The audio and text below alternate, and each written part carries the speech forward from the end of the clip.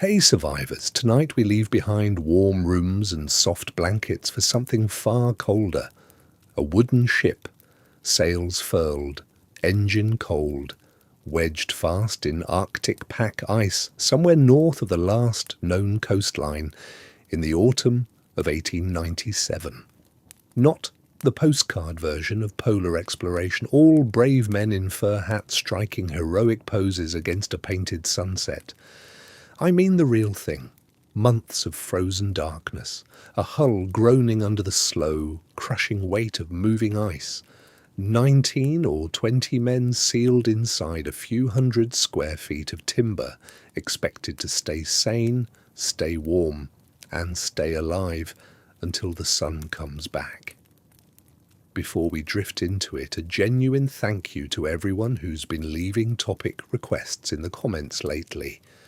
This channel exists because of the strange, specific, wonderfully niche corners of history you keep pointing me toward, and tonight's journey into the ice came from exactly that kind of suggestion. If these slow, atmospheric trips into history's coldest, quietest corners help you drift off, consider liking the video and subscribing, but only if it's genuinely useful to you and not just another thing cluttering your feed. Drop a comment telling me where you're listening from tonight and what time it is where you are, because it always seems to be the hour when reasonable people are already asleep. Now, dim the lights, let the room go quiet, get comfortable under whatever blanket you've got, because tonight you'll be sleeping several degrees below freezing, several hundred miles from the nearest tree, and it is going to take some getting used to.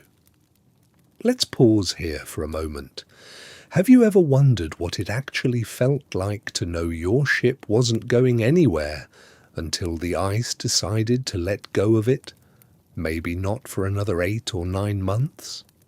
Did the crew really sleep through the sound of a hull creaking under ice pressure strong enough to eventually crush a lesser ship flat? How do you keep a wooden cabin above freezing when the world outside drops to 40 below and the sun itself disappears for weeks at a stretch?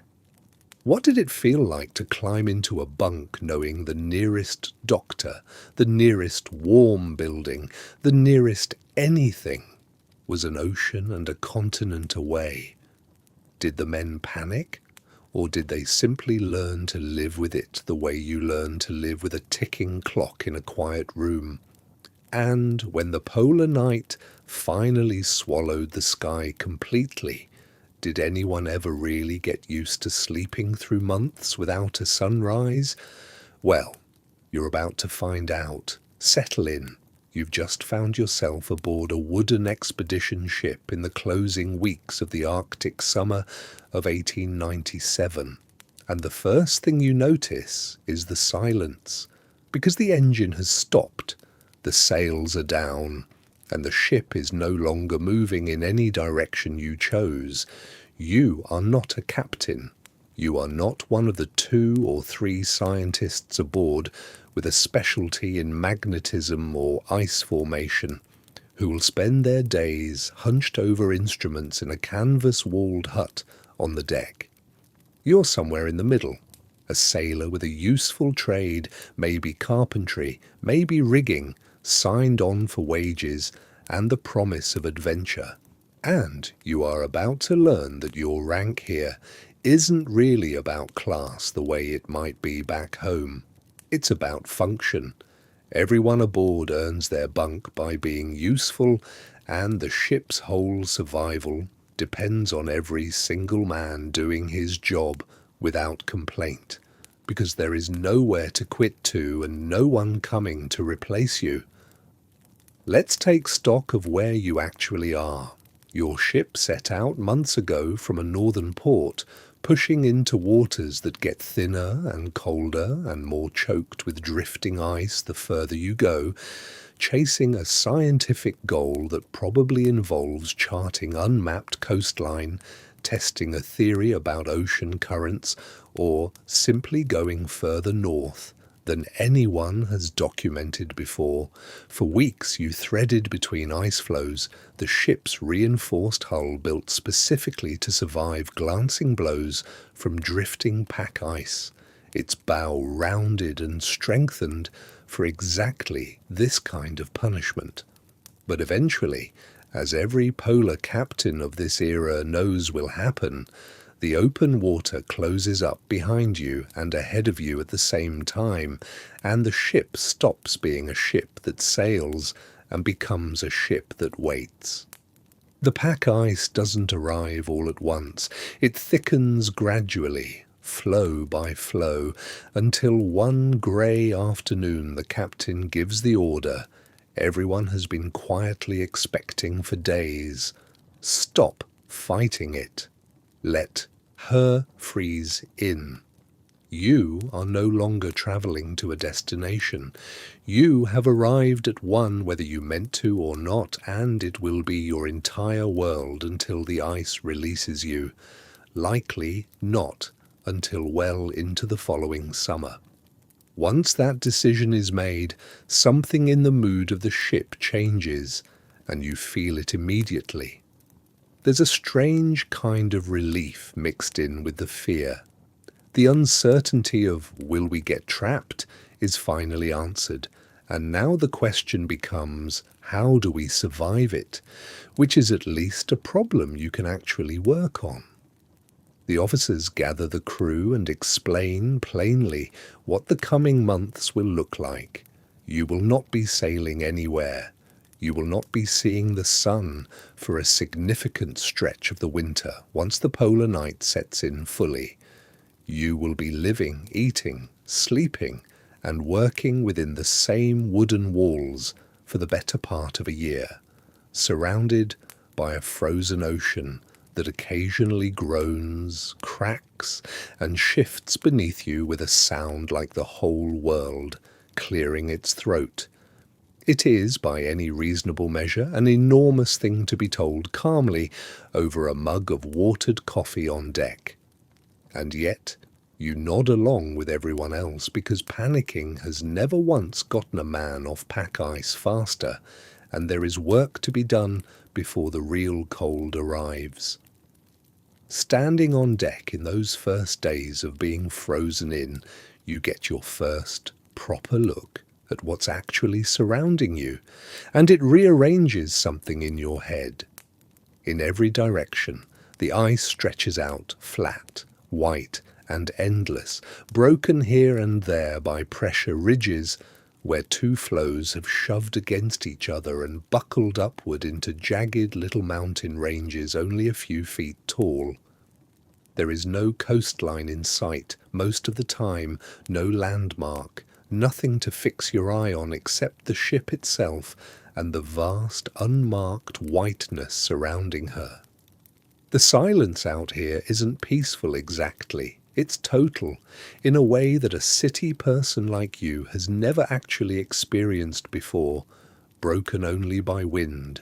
the occasional distant grinding of ice under pressure, and your own boots crunching on frost-crusted snow. You'll grow used to it eventually. Everyone does. But tonight, on your first evening genuinely frozen in place, you stand at the rail a little longer than necessary, just looking at it, feeling very small and very far from anywhere warm, before someone below decks calls you in for supper, and the practical business of surviving the winter properly begins. That practical business, it turns out, starts almost immediately, because a wooden ship left exactly as it is will not survive 8 months of Arctic winter, and neither will the men inside it. There is banking to be done, insulation to be built, provisions to be inventoried and rationed with the kind of precision that makes the difference between a hard winter and a fatal one. Coal has to be counted out to the pound. Lamp oil has to be measured against the number of dark months ahead. The The masts and rigging, no longer needed for sailing anywhere, have to be reconsidered entirely. Some of the canvas repurposed, some of the rope coiled away and stored. Officers begin drawing up watch schedules that will run uninterrupted every single night for as long as the ship sits here,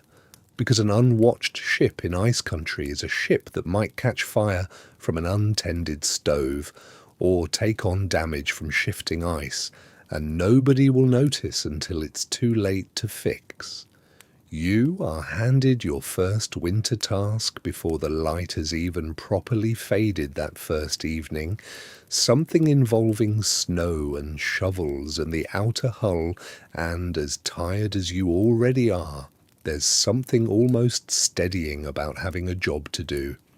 It gives the enormous, abstract fear of being trapped in the Arctic a small, manageable shape. Shovel this, stack that, check the stove,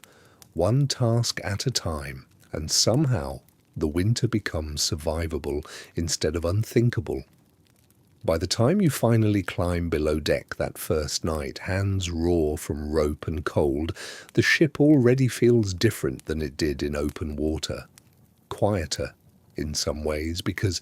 there's no more creak of sail or slap of waves against a moving hull. Louder in others, because now you can hear the ice itself settling and shifting around the ship's frozen sides, an enormous, slow, living sound that you will fall asleep to for months without ever quite getting used to it. Down in the crew quarters, the air is thick with the smell of damp wool, oil lamps, and the faint, metallic tang of the iron stove working overtime in the corner. Men are peeling off outer layers, comparing frostbitten fingertips, and trading quiet jokes about how much colder it's going to get before it gets better. You find your bunk, a narrow wooden shelf barely wider than your shoulders, already familiar after weeks at sea, but somehow more significant now, knowing it will be your bed for the better part of a year. Tomorrow, the real work of preparing this ship for a proper Arctic winter begins in earnest. Tonight, you simply lie down, listen to the ice groan against the hull like something enormous turning over in its sleep, and let exhaustion do what it always does, regardless of latitude.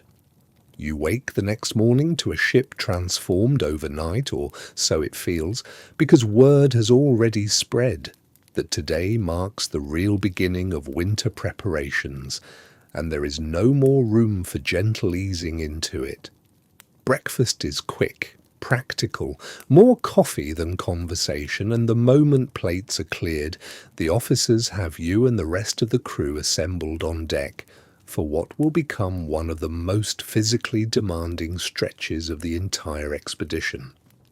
The goal is deceptively simple to state and brutally hard to execute. Turn this wooden sailing vessel into something closer to a fortified winter cabin, using nothing but the materials already aboard and the frozen sea itself.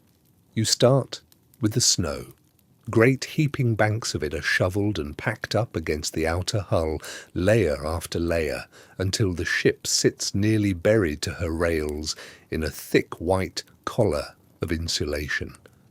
It sounds almost cozy described that way, but the labour is punishing.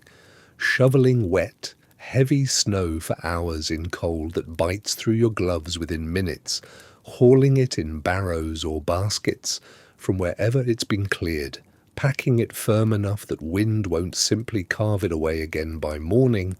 Your back aches, your hands cramp around the shovel handle, and still the officers walk the line, checking the thickness, because a thin patch in the snowbank tonight is a cold draught, creeping into someone's bunk in January, and out here that kind of oversight isn't an inconvenience, it's a genuine hazard. While one team builds the snowbanking, another works the deck itself, and this is where the ship's silhouette really starts to change into something you'd barely recognize from her open water days. Canvas awnings go up over the main deck, stretched taut between the masts, creating a covered walkway that will let the crew move around outside without being fully exposed to wind and blowing snow once the worst of the winter storms arrive.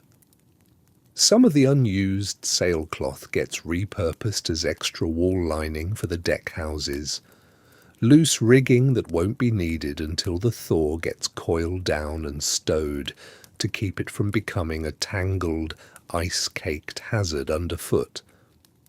The ship's boats, no longer of any use sitting in open water that no longer exists, get hauled up, turned over, and lashed down as makeshift storage shelters, one of them eventually pressed into service as an overflow larder once the main hold gets reorganized for winter rationing. Every single change serves the same underlying goal: reduce the surface area the cold can attack and reduce the number of places wind can find a gap and get inside. You spend that whole first week thinking less like a sailor and more like someone building a burrow.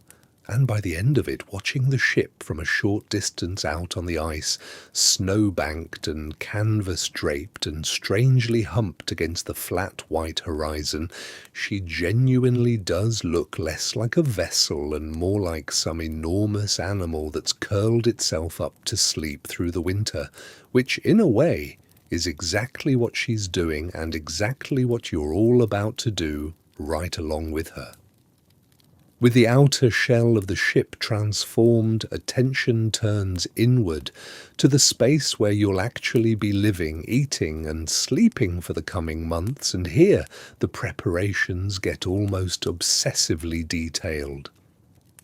Below deck, the crew quarters and officers' cabins get a second interior wall built a short distance inside the original hull planking, with the gap between the two stuffed full of whatever insulating material the expedition carried for exactly this purpose, often dried moss, felt, or matted animal hair packed in tight.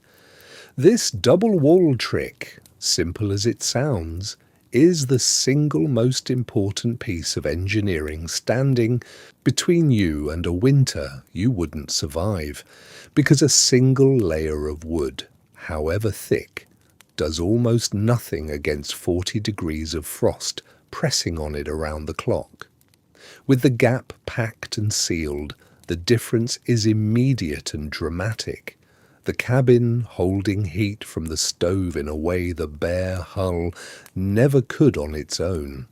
Every hatch, doorway and porthole gets its own version of the same treatment, weather stripped with felt or leather. Some portholes covered over entirely and left dark for the winter, since there'll be little enough daylight to let in anyway, once the sun disappears.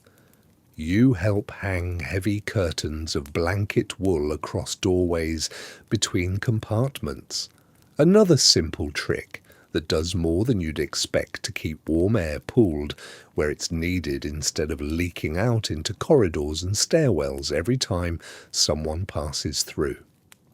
The heart of all this effort is the stove, usually one central iron stove serving the main living space, sometimes a second smaller one for the officers' quarters, and the crew's entire daily rhythm will end up organizing itself around keeping that stove properly fed without wasting a scrap of fuel you can't afford to lose.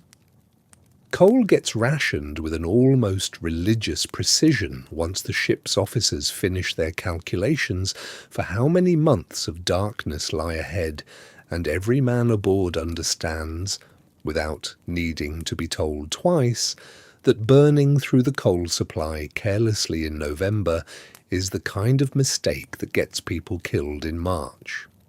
The stovepipe itself needs careful attention too, run up through the deck, and out into the open air, wrapped and insulated where it passes through cold spaces, because a poorly vented stove in a sealed wooden cabin is its own particular danger, one that has ended more than one polar expedition's winter in tragedy long before the cold itself got the chance to. You watch the ship's engineer walk the length of that pipe more than once, checking joints, checking draw, checking for the smell of anything wrong, and you understand, without being told, that this single piece of iron piping is doing as much to keep you alive tonight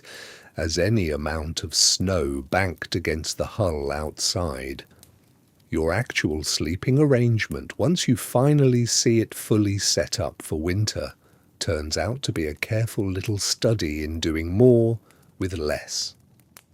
The narrow wooden bunk you were assigned back in open water gets a proper mattress now, usually a canvas sack stuffed with horsehair, or a similar dense material laid over wooden slats that keep you lifted slightly off the cold surface beneath. Over that goes a heavy wool blanket, sometimes two, and depending on how well provisioned your particular expedition happens to be,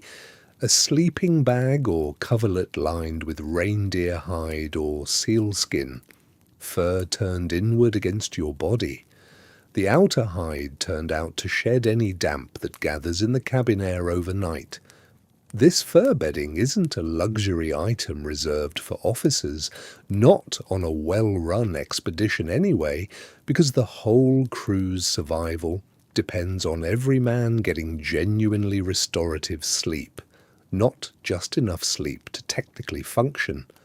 A poorly rested crew makes mistakes with axes and stoves and rigging, and mistakes out here carry consequences that a warm bed back home simply doesn't. You run your hand over the fur the first night it's issued to you, feeling the thick undercoat beneath the coarser outer hairs, and you understand immediately why the ship's naturalists spent so much time earlier in the voyage cataloguing exactly which furs trap heat best in this climate. It wasn't idle scientific curiosity. It was tonight's bedding being decided months in advance by a man who understood that survival here is made of 1,000 small decisions like this one, made early and made carefully. Even with all of it, the double walls, the banked snow, the stove running steadily through the night watch, cold still finds its way in, and you learn quickly that managing it becomes a permanent, unglamorous part of daily and nightly life, rather than a problem you solve once and forget. Condensation is the quiet enemy nobody warns new crew members about until they've lived through their first real cold snap. Every breath you exhale in your sleep carries moisture, and in a sealed, heated cabin, surrounded by frozen air just beyond the walls. That moisture doesn't simply vanish, it settles. It creeps into corners, freezes onto the underside of deck beams overhead, and on the coldest mornings you wake to find a fine crust of frost has formed directly above your bunk, sometimes flaking down onto your blanket if the ship shifts or a heavy footstep passes overhead. The solution is neither elegant nor optional. Ventilation has to be managed with real care, a careful balance between keeping enough warm air in to survive the night and letting enough stale, moist air escape, that the whole cabin doesn't turn into an icebox lined with frost by February.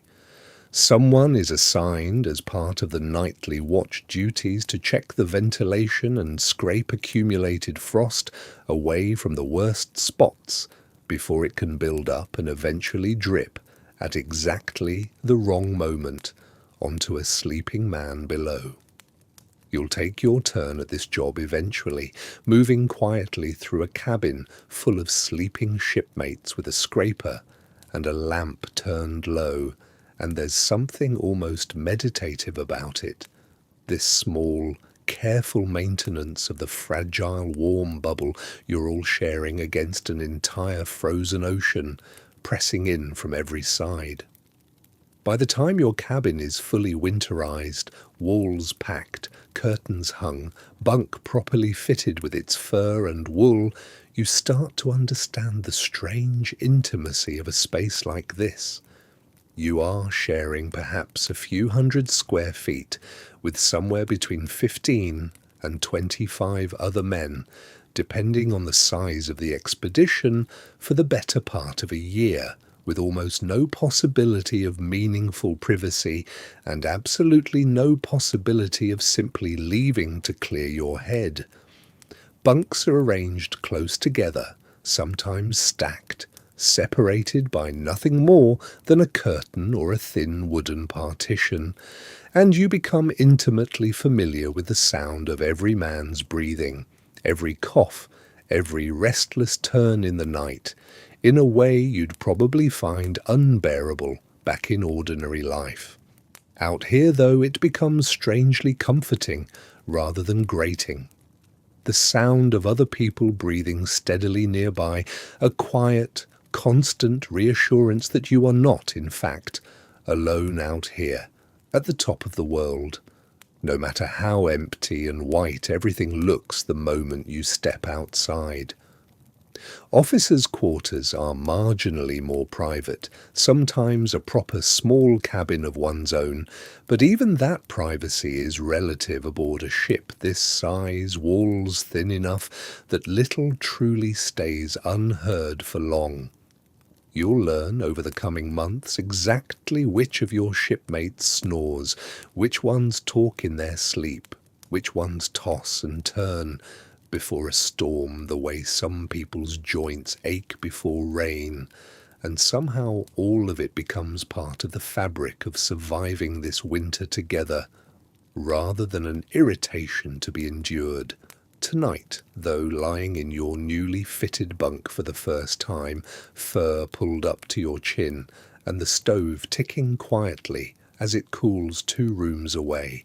you simply notice how much warmer it already feels than it did a week ago, and you let that small, hard-won comfort carry you towards sleep.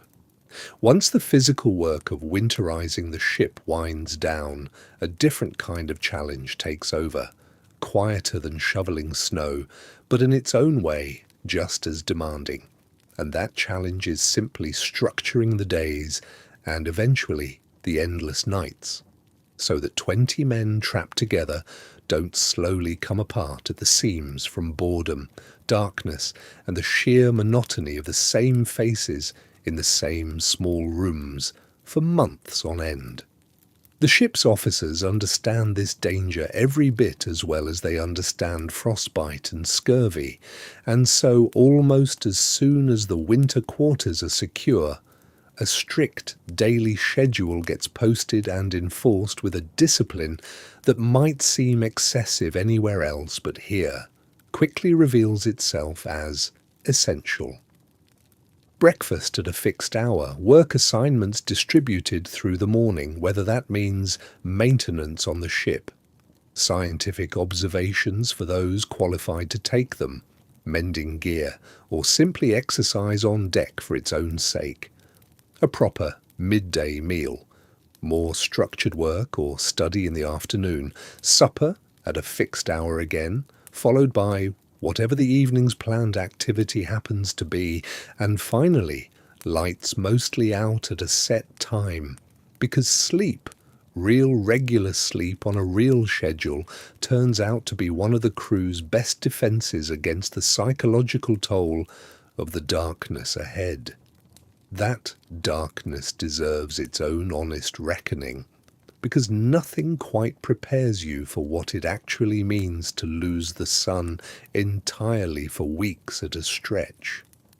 As autumn deepens toward the depths of winter this far north, each day the sun climbs a little less high before sinking back below the horizon,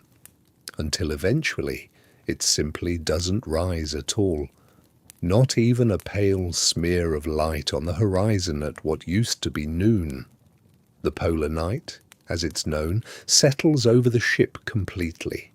and you exist for weeks inside something closer to permanent twilight or full darkness, lit only by lamplight, stars when the sky is clear,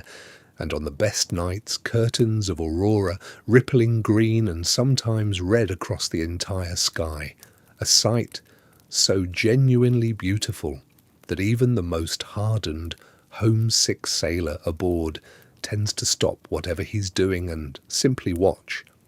It's a strange comfort in the middle of an objectively frightening situation,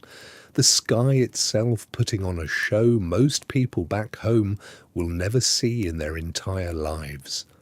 But beauty aside, the psychological weight of that much darkness is real, and the ship's officers know it, which is precisely why the daily schedule matters so much. Without the sun to mark morning from evening, a crew left to its own devices could easily drift into erratic sleep, irregular meals, creeping despondency. What later generations would come to understand and name properly, but what this crew simply calls, plainly, the dark sickness, a kind of low, grinding gloom that settles over men denied light for too long. The fixed schedule, the lamp lit at the same hour every single morning, regardless of what's happening outside, the insistence on regular exercise, even when nobody particularly feels like moving, all of it exists to trick the body and mind into believing that day and night still means something, even when the sky outside has stopped participating in the arrangement entirely. Your own days, once the routine settles into place, take on a rhythm you genuinely come to rely on. Watches are the backbone of it all, rotating shifts that mean someone is always awake and alert somewhere aboard the ship, checking the stove, checking the ice conditions outside, checking for any sign of fire, damage, or trouble that a sleeping crew wouldn't notice until it was too late. You take your turn on the roster like everyone else, some night standing a cold watch on deck, bundled in every layer you own, scanning a darkness broken only by starlight and the ship's own lamps, listening to the ice shift and groan around the hull, occasionally catching the distant, eerie call of some Arctic animal out on the ice, a sound that never quite stops raising the hair on your arms no matter how many times you hear it.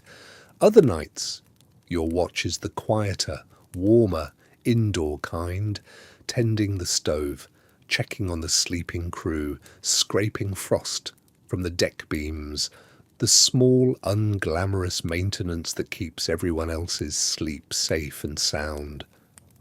Between watches, the days fill with the genuine work of the expedition, scientific readings taken faithfully regardless of the cold or the dark,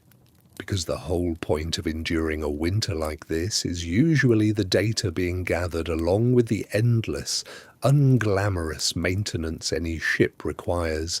mending torn canvas, sharpening tools, checking supplies, hunting when conditions and daylight allow for it to supplement the ship's stores with fresh meat, which matters more than you'd think for staving off the illnesses that plague poorly fed crews on long voyages. The officers are just as deliberate about the evenings, understanding that idle hours with nothing to occupy a restless mind are exactly when morale starts to erode. Most expeditions of this era carry a surprisingly well-stocked little library aboard, and evenings often find several men gathered by lamplight reading, or reading aloud to the others, working through novels, scientific texts, whatever the ship happened to be provisioned with before departure. Someone usually turns out to have brought an instrument, a fiddle or a concertina, and music becomes a genuine evening ritual. Songs from home sung a little roughly by men who miss it more than they'll admit out loud. Games get organised too, cards, chess, whatever keeps hands and minds occupied through the long, dark hours before the fixed bedtime arrives. You find yourself, some evenings, mending a torn glove by lamplight, while half listening to two of the ship's officers debate some point of navigation or natural history, the wood stove ticking quietly nearby. And there's something almost domestic about it, this small, warm island of ordinary human life carved out in the middle of one of the emptiest, coldest places on the planet. It doesn't erase the danger of where you are or the genuine hardship of the months still ahead, but it makes the darkness feel survivable in a way that raw endurance alone never could. And by the time the lamp gets turned down for the night at the appointed hour, you're usually tired enough, in the good, honest way, that sleep comes easier than you'd have guessed possible in a place like this. Now, at last, comes the part of the day you've actually been building toward since that first cold morning of shoveling snow against the hull, the ritual of settling in for the night itself. And by now, weeks into the winter, you've turned it into something close to an art form. It starts before you ever reach your bunk with the small, practical acts that make the difference between a warm night and a miserable one. You bank the stove down to a slow, steady smoulder rather than letting it die out completely, coal carefully measured to hold heat through the night without wasting the ration. If your expedition carries them, a heated stone or a metal container of hot water gets wrapped in cloth and tucked down into the foot of your sleeping bag, a small, deliberate pocket of warmth waiting for your feet before you've even climbed in. One of those simple comforts that feels almost extravagant after a day spent in bone-deep cold. You change out of your daytime layers into whatever dry wool you've kept aside specifically for sleeping, because damp clothing worn to bed is one of the fastest ways to spend a genuinely miserable, shivering night, regardless of how many blankets are piled on top of you. Boots come off and get tucked somewhere they won't freeze solid overnight, a lesson every man aboard learns exactly once, usually the hard way, before he starts taking it seriously. Climbing into the bunk itself is its own small routine you've perfected without ever quite meaning to. Wool blanket first, then the fur-lined sleeping bag or coverlet pulled up and tucked carefully along every edge, because the tiniest gap left uncovered is where the cold finds its way in through the night and quietly ruins your sleep, without you ever fully waking up to identify the cause. You pull the fur up close around your face, leaving just enough room to breathe comfortably, and you notice, as you do every single night now, how quickly your own body heat builds inside that small, sealed pocket of warmth, turning what felt like an impossibly cold bunk moments ago into something closer to genuinely cozy. The cabin around you is dim, lit only by the low glow of a single turned-down lamp somewhere down the row of bunks, and the air carries that same familiar mix of smells you've grown so used to. You barely register it anymore: wool, oil smoke, the faint mustiness of fur, and underneath it all, the particular cold, clean smell of a world made entirely of ice and snow just beyond the walls. The sounds of the ship at night have become as familiar to you now as your own heartbeat, and honestly, they're a large part of what actually helps you sleep rather than what keeps you awake, which surprised you the first few weeks and doesn't surprise you at all anymore. There's the low, steady creak of the ship's timbers settling, an old, patient sound, wood adjusting itself minutely to the cold and to the slow, relentless pressure of the ice gripping the hull. Somewhere, out beyond the walls, the pack ice itself groans and shifts, a deep, resonant sound that could almost be mistaken for something alive if you didn't already know better. Ice floes grinding softly against each other or against the ship's reinforced hull, a sound so constant by now that your mind has simply filed it away as background, the same way a city dweller stops hearing traffic. Nearer at hand, you can just make out the quiet breathing of your shipmates in nearby bunks, the occasional shift of someone turning over, a soft cough, quickly muffled, the faint, comforting rhythm of other people sleeping safely close by. Somewhere above, footsteps cross the deck slowly and deliberately, the man standing tonight's watch making his rounds, checking the stove, checking the ice, keeping the small, warm world you're all sleeping inside safe until morning. Whatever morning even means out here in the depths of the polar night. You think, some nights just before sleep finally takes you,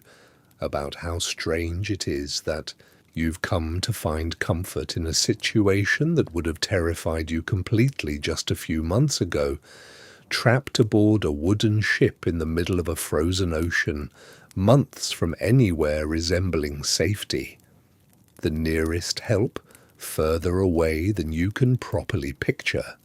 And yet here, wrapped in fur and wool, warmed from the toes up by a stone someone thoughtfully heated for you hours ago, listening to the ice talk quietly to itself outside, and your shipmates breathe steadily nearby, you feel something surprisingly close to peace. Perhaps it's simply exhaustion, the honest kind that comes from a full day of real physical work in genuine cold. Perhaps it's the deep, animal comfort of being warm in a place built specifically, carefully, deliberately to keep you that way, every plank and layer of fur a small act of foresight by people who cared whether you survived the winter. Perhaps it's just the quiet, steady presence of other people close by, proof that whatever the ice and the darkness throw at this ship over the coming months, you won't be facing any of it entirely alone. Whatever it is, it's enough, most nights, to carry you gently past the last of your thoughts and down into a sleep as deep and undisturbed as anything you ever managed back in your own warm bed on solid ground, half a world and an entire ocean of ice away from here. Somewhere out on that frozen sea, in a wooden ship banked with snow and packed with wool and fur against a winter most of us will never have to face, the lamp burns low, the stove ticks quietly as it cools, and the ice keeps up its slow, patient conversation with the hull. Tomorrow will bring another watch, another round of readings taken in the cold and the dark, another quiet evening of mended gloves and half-heard conversation by lamplight. And somewhere, further ahead, weeks from now, the slow, imperceptible turn of the season that will eventually, one pale morning, bring the first thin sliver of returning sun back over the horizon. But that's still a long way off yet. For now, there's only this, the warmth you've earned, the breathing of the men around you, and the ice, still talking quietly to itself out there in the endless dark. There's a whole quiet science to staying dry out here that nobody explains to you properly until you've already made the mistakes it's meant to prevent, and once you've made them, you never forget the lesson again. Back home, wet clothes are an inconvenience. Out here, on the ice, Wet clothes are a genuine threat to your life because damp wool loses most of its insulating power almost immediately, and damp skin loses heat to cold air, something like 20 times faster than dry skin does. So the layering system you settle into, piece by piece, over your first weeks aboard, isn't fashion or habit, it's survival mathematics worked out by generations of northern sailors and hunters long before you ever set foot on this ship. Wool against the skin first, because wool has this strange, useful property of holding on to some of its warmth even when it's damp, unlike cotton, which becomes actively dangerous once wet, drawing heat straight out of your body with brutal efficiency. Over that, another layer, looser, trapping a cushion of warmed air between the two. And over everything, when you're heading outside, an outer shell of tightly woven wool, or, if your expedition is well provisioned, proper fur. Windproof enough to keep the worst of the Arctic air from cutting straight through to the layers doing the actual work of keeping you warm. Managing that clothing day to day becomes its own small ritual, one you perform with the same seriousness you'd give any task that keeps you alive. Every time you come in from outside, from a watch, from exercise, from hauling snow or checking instruments, the first order of business is always the same. Get out of anything damp before it has the chance to properly chill you. A drying area near the stove becomes one of the most valuable pieces of real estate aboard the entire ship. Lines strung specifically for hanging wet socks, mittens, and outer layers where the stove's heat can work on them through the following hours. You learn quickly to have a spare pair of dry socks always ready, tucked somewhere warm, because wet feet in this climate aren't just uncomfortable, they're the beginning of frostbite if you're careless or unlucky. And frostbite out here isn't a minor injury to shrug off. It's the kind of thing that can cost a man fingers, toes, occasionally worse, in a place where the nearest proper medical care is an impossible distance away. The ship's few medical supplies get inventoried early and guarded carefully, and the surgeon or whoever aboard has taken on that role spends a fair amount of those early weeks simply teaching the crew plainly and repeatedly how to recognize the first creeping numbness that signals trouble before it becomes something serious. Personal cleanliness, you discover fairly quickly, has to be entirely reimagined out here as well, because the easy solutions of home, a hot bath, running water, simply don't exist in any form you'd recognize. Water itself is precious and has to be melted painstakingly from ice or snow over the stove, using fuel that's already stretched thin across the winter's needs, which means bathing in any conventional sense becomes a rare luxury rather than a daily habit. Most days, you make do with what the crew has taken to call in a proper scrub, a basin of hard-won warm water, a cloth, and whatever privacy the cramped quarters allow, which usually isn't much.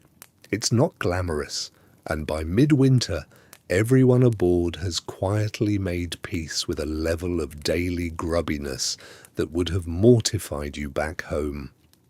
But there's an odd equality in it too, since every single man aboard, officer and sailor alike, is dealing with precisely the same limitations. Laundry follows similar rules, washed sparingly, dried carefully, mended endlessly rather than replaced, because there's no shop around the corner and no telling how many more months these particular clothes will need to keep working properly. You become, over the winter, unexpectedly skilled with a needle and thread, patching elbows and heels by lamplight in the evening alongside men who back home probably never touched a sewing kit in their lives. Another small, practical skill this frozen world has quietly taught you without asking permission. Even hair and beards get folded into this same careful management of moisture and cold, and most of the crew you notice within the first month settle into a look somewhere between deliberately practical and simply too busy surviving to care much about appearances. Beards grow in thick through the winter, partly from simple neglect and partly because a bit of extra insulation across the face and neck genuinely helps against the wind on deck. Though everyone learns fast that a beard left damp after a meal or a cold watch can develop an unpleasant crust of ice along the jaw within minutes, something you laugh about more than you'd expect, once you've gotten past the initial alarm of feeling your own face crackle when you smile. Small vanities fall away almost without anyone deciding to let them go, replaced by a kind of practical, unbothered acceptance that would probably startle your friends back home if they could see you now. Hunched by lamplight in mismatched patched wool, beard rhymed with the last of an outdoor watch's frost, entirely unconcerned with how any of it looks, because out here, looking sensible and staying warm turn out to matter infinitely more than looking presentable ever did. Food, out here, stops being something you simply enjoy and becomes something closer to a carefully managed engineering problem, one the ship's officers took as seriously as the coal supply or the condition of the hull, and for good reason. Before ever leaving port, the expedition's stores were calculated down to a science: barrels of salted meat, sacks of flour and dried peas, tins of preserved vegetables, crates of ship's biscuit hard enough to double as a doorstop, all of it counted, weighed, and rationed against the number of months the crew might conceivably be trapped out here, with a careful margin built in for the very real possibility of the ice holding you longer than anyone hopes. The galley, a cramped, smoky little space presided over by a cook who by midwinter has become one of the most quietly important men aboard, produces 2 or 3 solid meals a day on a schedule as fixed and dependable as the watch rotation itself, because a hungry, undernourished crew in this cold is a crew heading towards serious trouble far faster than a well-fed one. The single greatest danger lurking in all that carefully rationed food, though, isn't running out, not usually. It's the slow, insidious threat of scurvy, a disease every experienced polar captain of this era has learned to fear and plan against with real diligence, even without fully understanding the exact science behind it. Salted meat and dried stores, however carefully preserved, simply lack whatever it is fresh food provides that keeps a body properly functioning over months without it, and expeditions that neglected this lesson in earlier decades paid for it in bleeding gums, loosened teeth, deep exhaustion, and worse. Your ship's officers, having studied the hard lessons of those earlier voyages, take countermeasures seriously. Whatever fresh meat can be hunted, seal or bear, or Arctic fowl, when conditions and daylight allow a hunting party out onto the ice, gets prioritized and shared carefully among the crew rather than reserved for officers alone. Preserved lime juice or similar concentrated stores get issued in careful daily doses, an unglamorous, faintly bitter ritual you perform without complaint, because you've heard enough stories from older sailors about what happens to men who go without. Some expeditions even carry limited stocks of preserved vegetables specifically to guard against this exact danger, treated with nearly the same seriousness as the coal itself, because a well-run winter camp understands that scurvy is a slower, quieter killer than cold ever is, and far harder to notice creeping up on you until it's already done real damage. Mealtimes themselves, beyond their nutritional importance, become one of the genuine social anchors of your entire day, something you find yourself looking forward to with an intensity that would have seemed strange back home,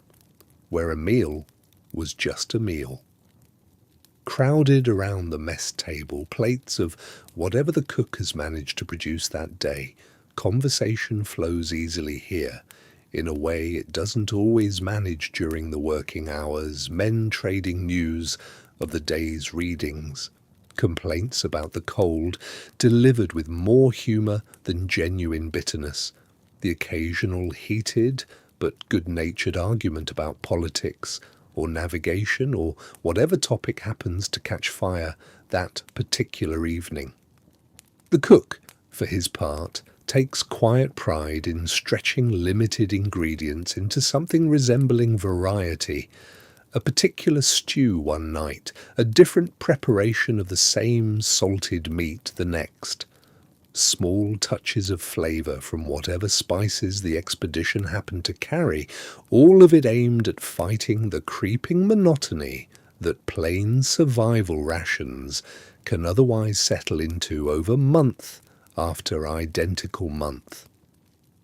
Special occasions, when they come, get marked with whatever modest extra the stores allow, a slightly larger portion, a rare treat saved back specifically for the purpose, and you learn to appreciate these small, deliberate breaks from routine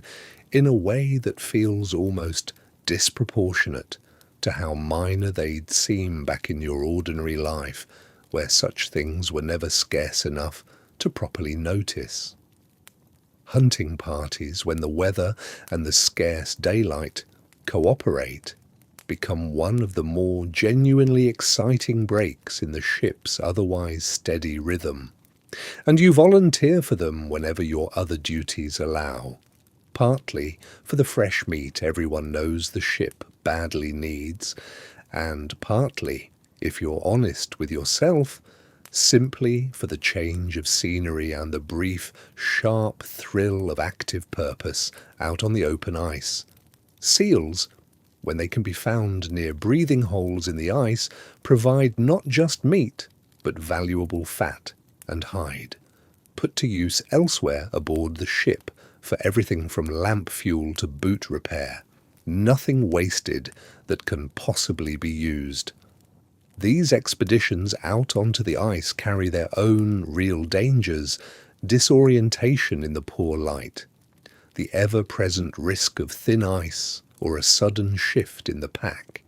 encounters with wildlife that can turn dangerous with a little warning,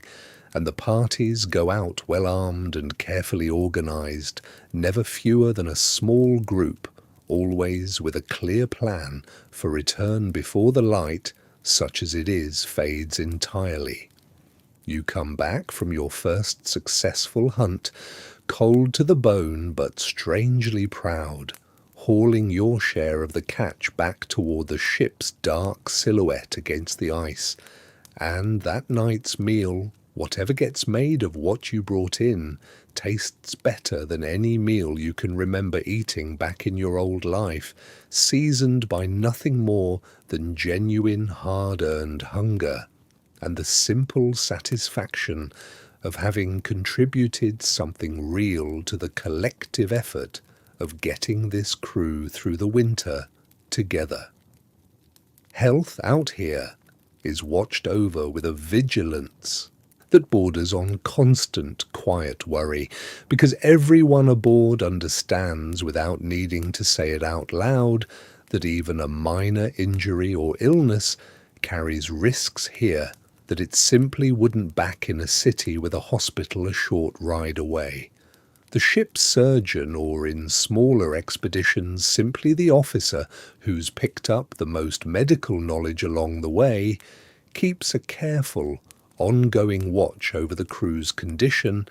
checking hands and feet regularly for the first warning signs of frostbite, keeping mental notes on who seems unusually tired, unusually quiet, unusually slow to recover from the day's exertions. Small injuries that would barely register back home, a cut, a sprain, a bruised rib from a fall on the ice, get treated with a seriousness that reflects how much harder they are to properly heal in this cold, in these conditions, with limited supplies that can't simply be restocked from the nearest chemist. You watch the surgeon dress a fellow crewman's frostbitten fingers early in the winter, working with a careful, unhurried patience, explaining each step to the small audience of crewmates gathered to watch and learn, because knowledge like this, shared openly, might be the difference between a minor scare and a serious loss for the next man it happens to. Frostbite itself becomes something every man aboard learns to recognize with genuine seriousness rather than the vague, abstract fear it was back before you actually understood it. The early warning sign isn't pain, which surprises most newcomers, it's numbness, a patch of skin that stops responding properly, turns pale, loses feeling in a way that should alarm you precisely because it doesn't hurt yet. You learn to check your own extremities obsessively during any extended time outside, wiggling fingers and toes deliberately, checking your companions' faces for the telltale white patches on nose or cheek that the cold produces before a man even feels it happening to himself, which is exactly why nobody goes outside alone for any real length of time, and why watch partners keep half an eye on each other's faces throughout a cold shift as a matter of routine rather than special concern. Caught early, frostbite can often be reversed with careful, gradual rewarming, and you learn the proper technique for it, warm but never hot water, patient and slow, because rushing the process or exposing frozen skin to sudden intense heat can cause more damage than the cold itself already has. Caught late, the consequences are far more serious, and everyone aboard has heard, in low voices during quiet evenings, stories of earlier expeditions where carelessness or bad luck cost a man fingers, toes, sometimes worse, stories told not for entertainment, but as genuine, sober warning, the kind of caution that keeps a crew alive through a winter like this one. Beyond the purely physical dangers, there's a quieter, less visible strain that the ship's officers watch for just as carefully. The slow, psychological weight of confinement, darkness, and isolation that can wear on even the steadiest men given enough uninterrupted months of it. You notice it first in small things. A crewman who's usually talkative, growing quiet for days at a stretch, another who seems to pick fights over nothing much at all, small irritations that would barely register back home, suddenly feeling unbearably large in a world this cramped and this dark. The officers, to their credit, take this seriously, rather than dismissing it as simple bad temper. And much of the elaborate daily schedule, the insistence on regular exercise, the organised evenings of music and reading and games exist specifically as a defence against exactly this kind of quiet erosion. When tension does flare between crewmates cooped up together for months with nowhere to go to cool off, there's usually someone, an officer or simply a respected older hand among the crew, who steps in early to smooth things over, before a minor disagreement calcifies into something that could genuinely damage the fragile essential cooperation this whole winter depends on. You come to understand, watching all this unfold around you, that surviving out here isn't just a matter of stoves and fur and careful rationing. It's just as much a matter of 20 different men learning, deliberately and continuously, how to get along well enough to keep each other genuinely safe through months none of you can simply walk away from. There's a particular, unglamorous heroism in this that you don't fully appreciate until you've lived through a stretch of it yourself. The quiet, daily discipline of checking on your shipmates, sharing the harder tasks without complaint, noticing when someone seems off and simply sitting with them a while rather than letting it go unremarked. You think some evenings about how different this kind of survival is from the version you imagined back before you ever signed on for this voyage. Some vague picture of individual toughness and grit against the elements. The reality, you've learned, is much more collective than that, much quieter, built less around any single dramatic act of endurance and more around hundreds of small, ordinary decisions made by an entire crew, night after night, to look out for each other properly. It's in the extra blanket quietly passed to a man who seems to be struggling more than the rest with the cold and the dark. It's in the joke told at exactly the right moment to break a tension that's been building for days. It's in the surgeon's careful, patient hands checking fingers and toes without being asked, simply because it's his job to notice what the rest of you might miss. Whatever finally gets this crew through to spring, you're starting to understand. It won't be any one man's individual toughness. It'll be all of you, together, quietly and stubbornly refusing to let each other down. There's one particular fear aboard that never fully goes away, no matter how many quiet, uneventful weeks pass between reminders of it, and that's the ice itself, not simply the cold it brings, but the sheer physical force of an entire frozen ocean slowly, relentlessly pressing against your ship's wooden hull. Pack ice isn't a static thing the way it might look from a distance, flat and still and settled.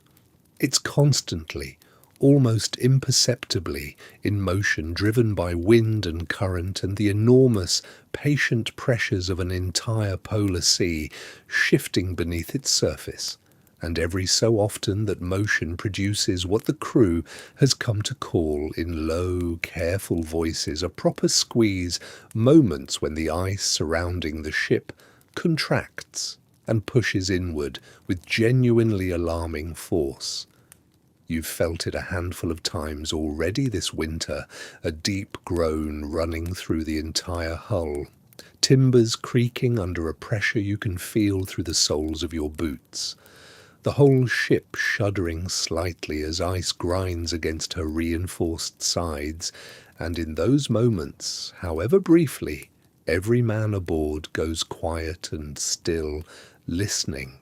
because a ship built specifically to withstand exactly this kind of pressure can usually ride it out, but not always. And everyone aboard knows the stories of expeditions where the ice won.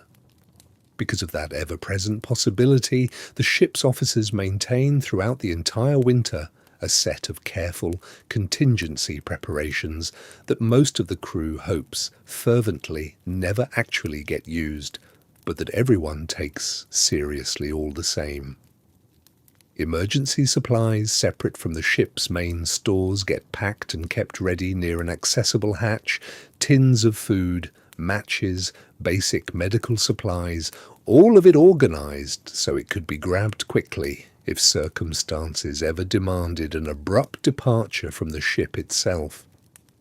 Sledges are kept prepared and maintained through the winter months rather than stored away and forgotten, checked periodically for damage, runners kept in good repair, because a functioning sledge might be the difference between an orderly evacuation across the ice towards safety and a genuine catastrophe if the worst ever actually happened. If the expedition carries sled dogs, and many of this era do, their care becomes its own serious daily responsibility. Someone assigned to feed and check on them even through the depths of the coldest weather, because those animals represent, among other things, a crucial piece of the crew's contingency plan. The difference between hauling emergency supplies across the ice on foot and hauling them with genuine animal power if the ship ever had to be abandoned in a hurry. You participate over the course of the winter in at least one full emergency drill,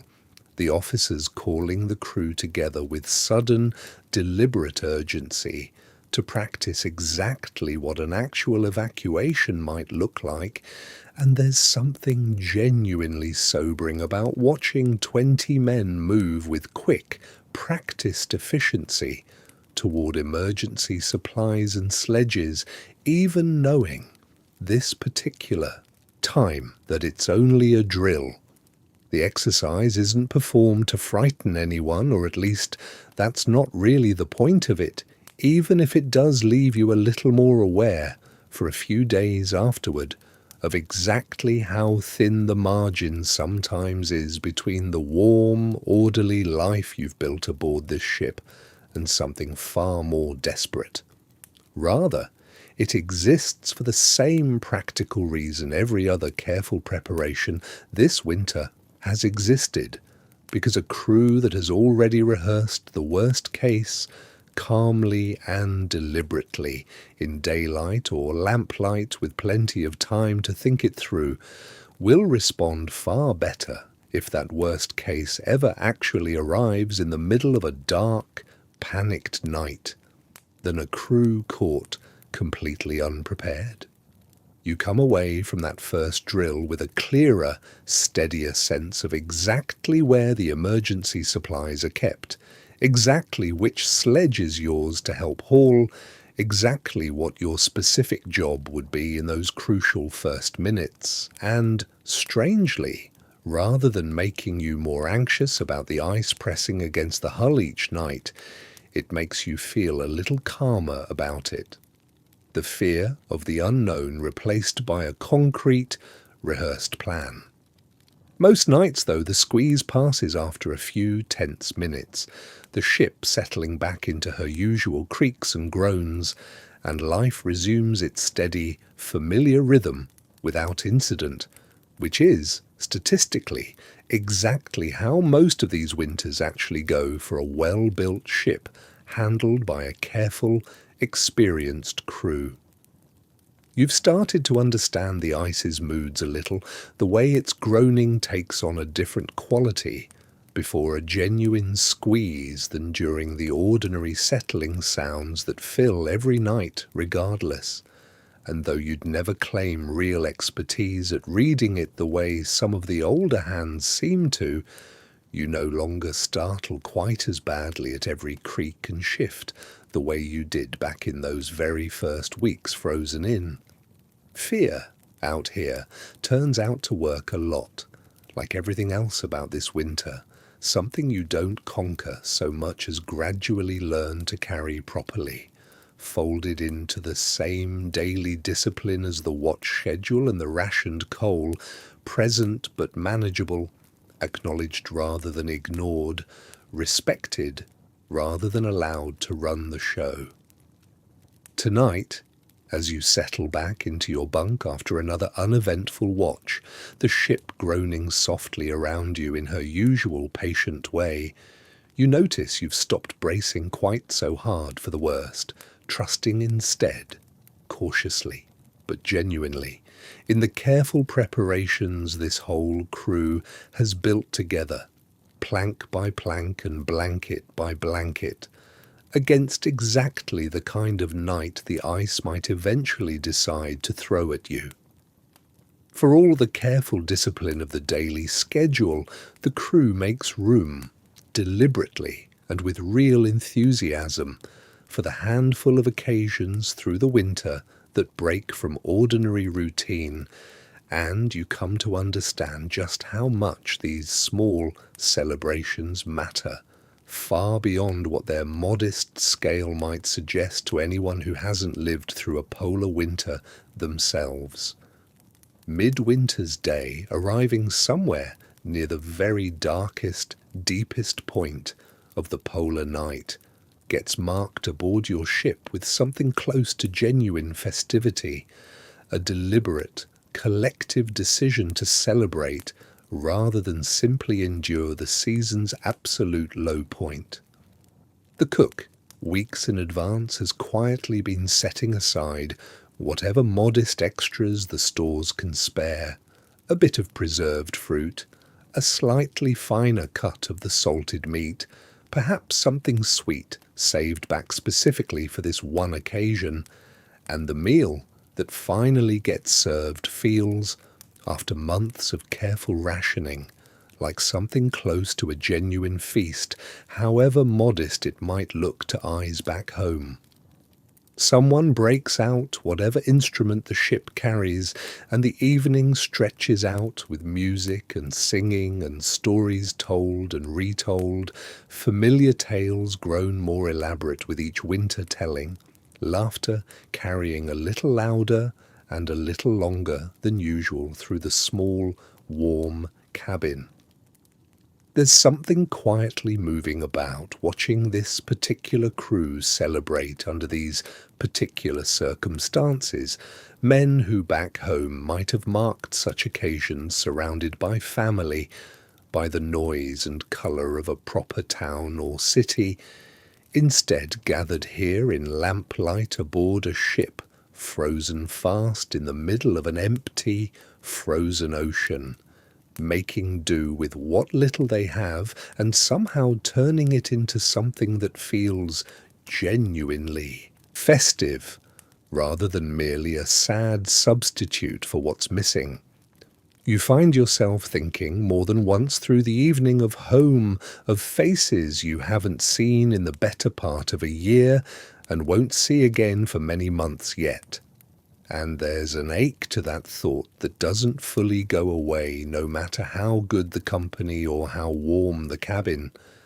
But there's comfort too, real comfort, in the faces gathered around you now, men who've become something closer to family through months of shared hardship and shared small joys, and by the time the evening winds down and the lamp gets turned low again, you feel, if not entirely at peace with the distance from everyone you love,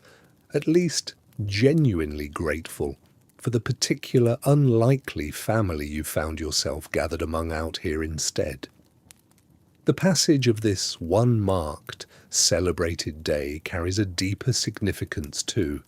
one the whole crew understands without needing it explained, because midwinter represents in its own quiet way the turning point of the entire ordeal. From here forward, however gradually, however imperceptibly at first, the days are on their way back. The sun that's been entirely absent from your sky for weeks will, eventually, begin showing itself again, first as the faintest pale smudge low on the horizon at what passes for noon, then gradually, day by day, climbing a little higher, staying a little longer, until eventually the true polar night gives way entirely back to ordinary daylight and darkness taking their more familiar turns. Nobody expects that change to arrive quickly, and the coldest, hardest stretch of the entire winter, you've been told by the older hands, generally still lies ahead rather than behind at this point, temperatures continuing to drop even as the light slowly starts its long, patient return.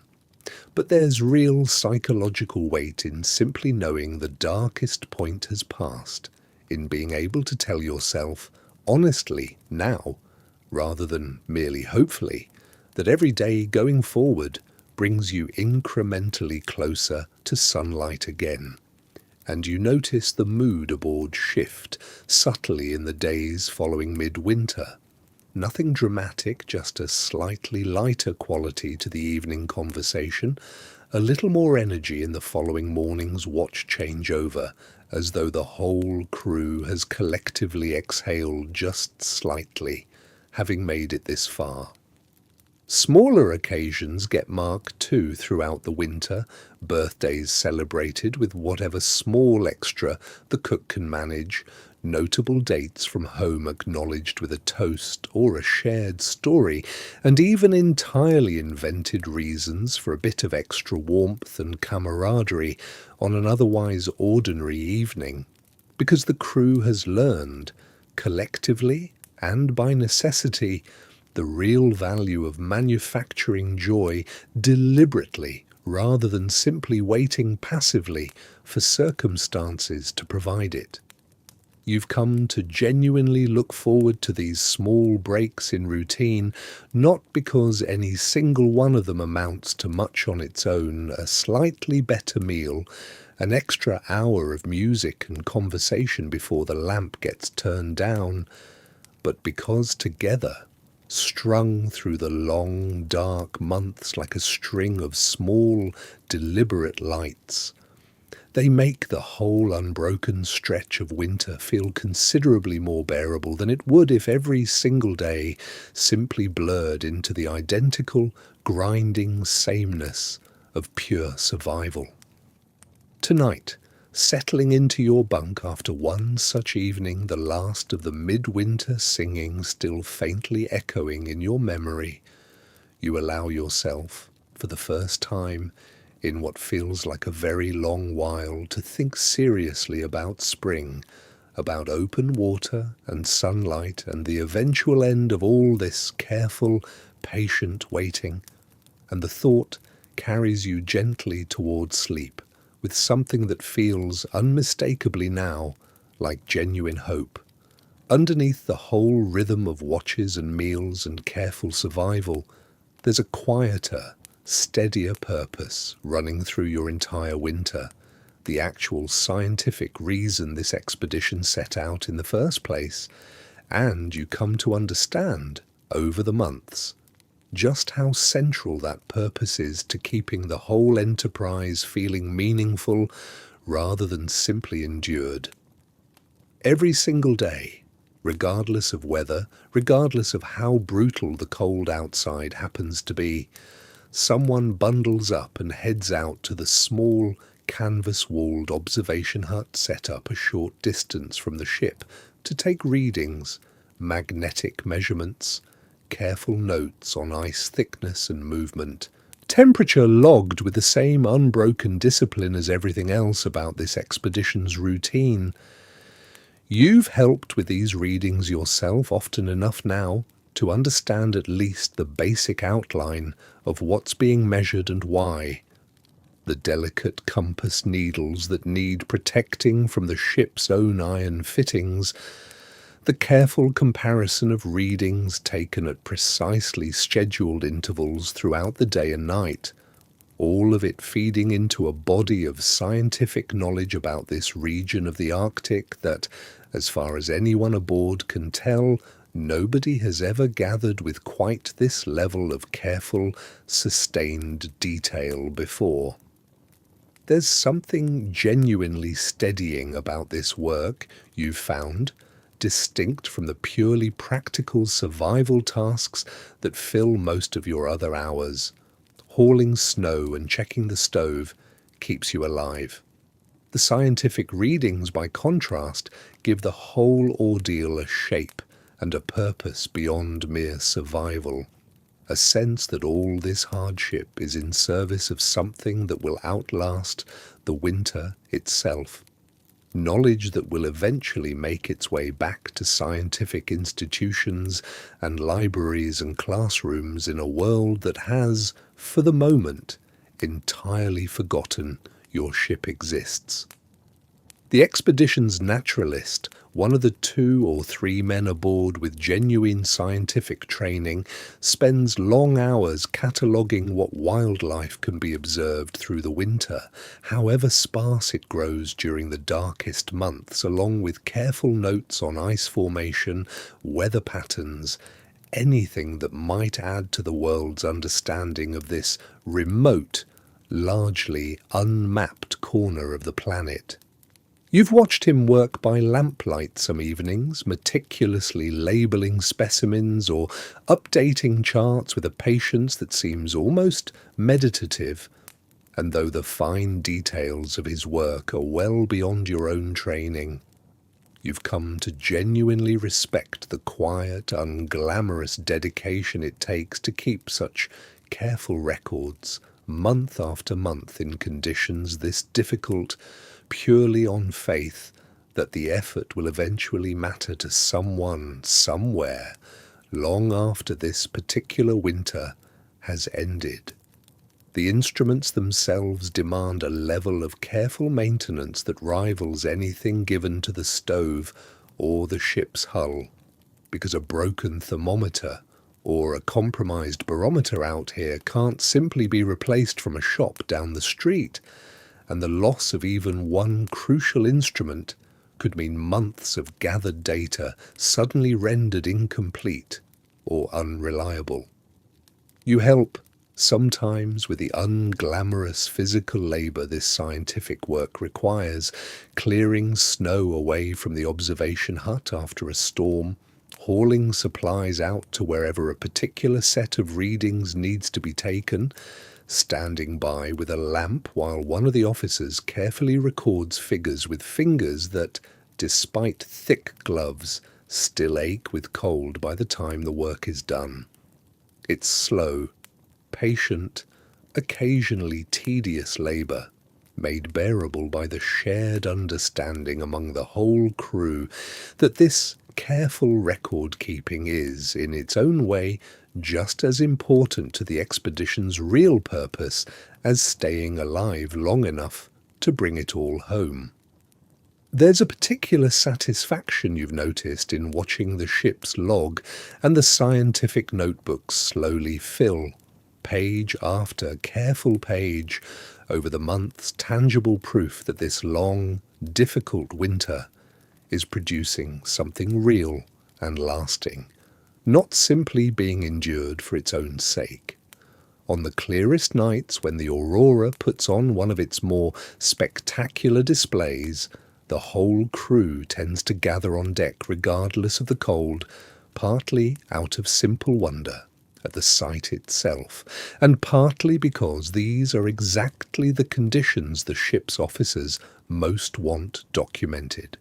Careful notes taken on the colour, the shape, the movement of those great shifting curtains of light rippling silently across the entire sky above you. You stand there some nights, neck craned back, breath fogging in the frigid air, watching green and occasionally red light pour and ripple overhead in patterns too strange and beautiful to properly describe to anyone who hasn't seen it firsthand. And there's a particular kind of humility in it, standing on a small wooden ship, frozen into an entire ocean of ice, watching a light show playing out across the whole visible sky that makes the vast, careful effort of the expedition's scientific work feel entirely worthwhile,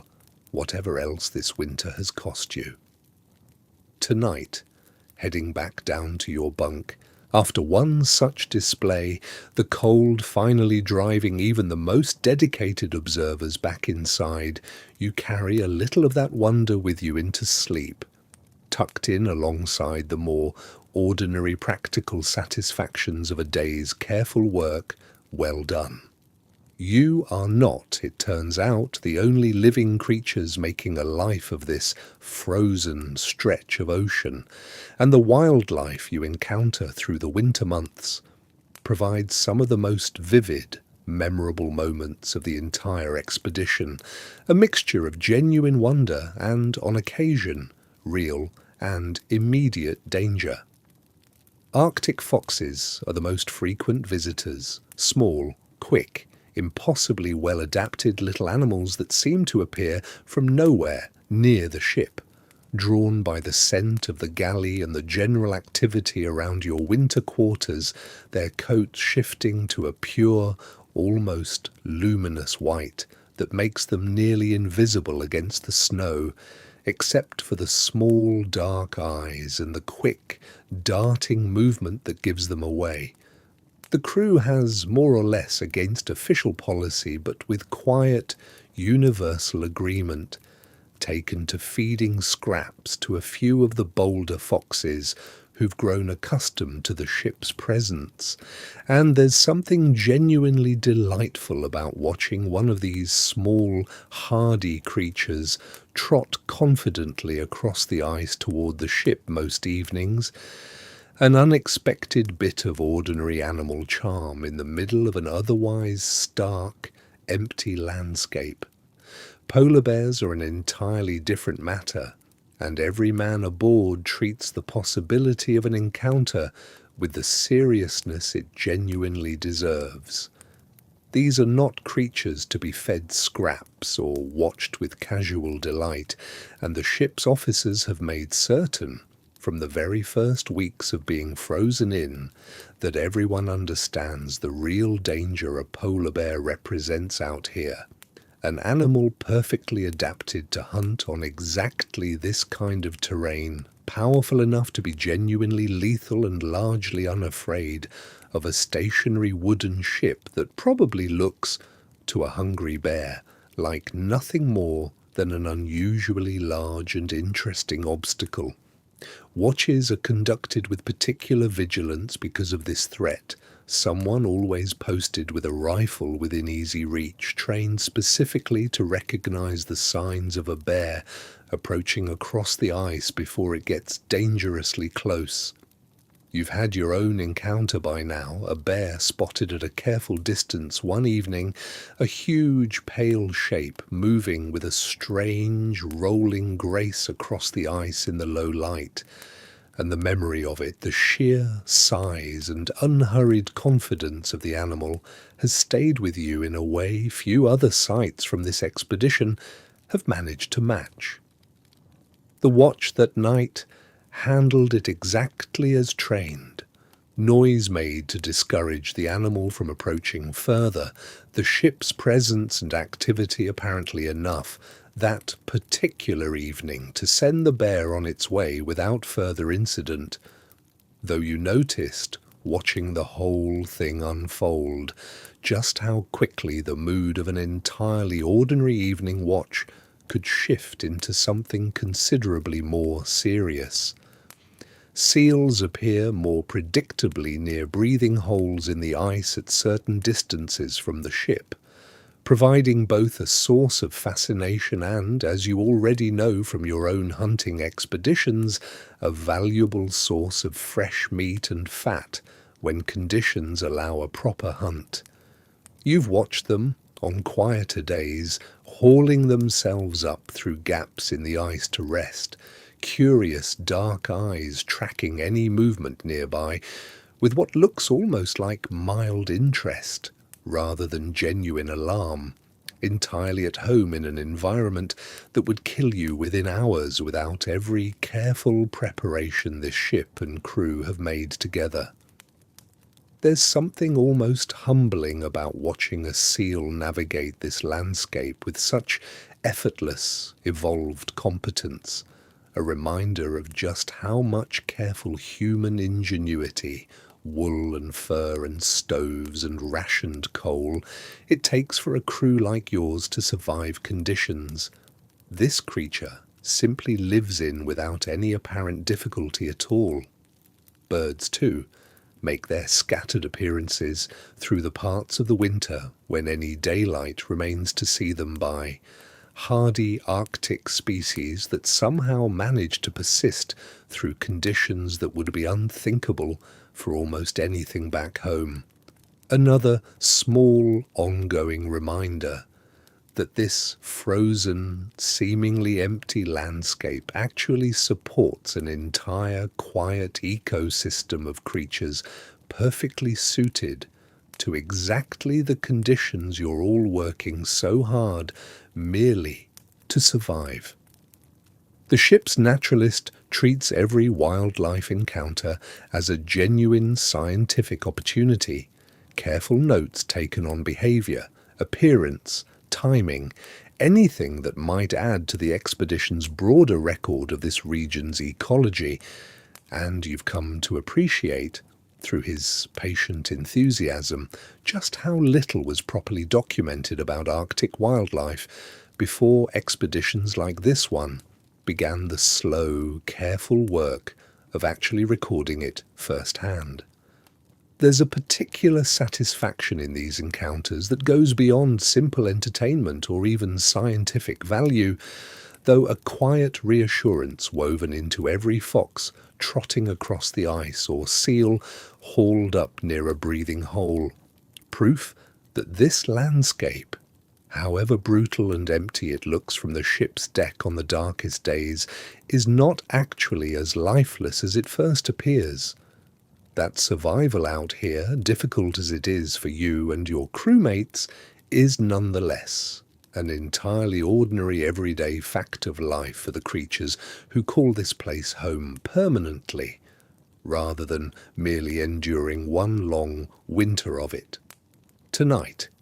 settling into your bunk after a watch, spent half hoping, half dreading another glimpse of that pale, unhurried bear from a few weeks back, you find yourself thinking of it not with lingering fear, but with something closer to respect. One more permanent resident of this vast, frozen world you've all been fortunate enough, so far,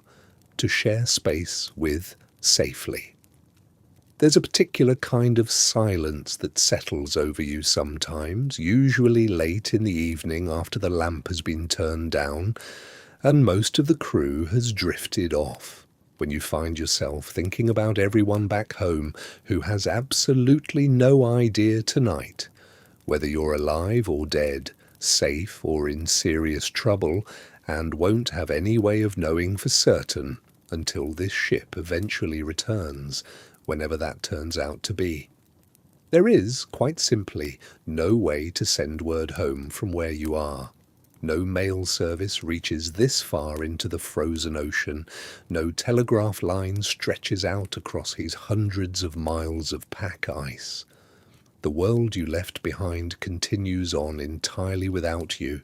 Months of news and small local dramas and family occasions unfolding without any possibility of your involvement or even your awareness.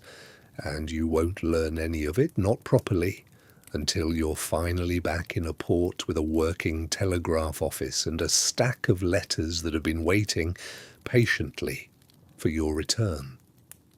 It's a strange, specific kind of isolation that takes real getting used to, different from simple distance, because distance back home might still mean a letter reaching you within weeks.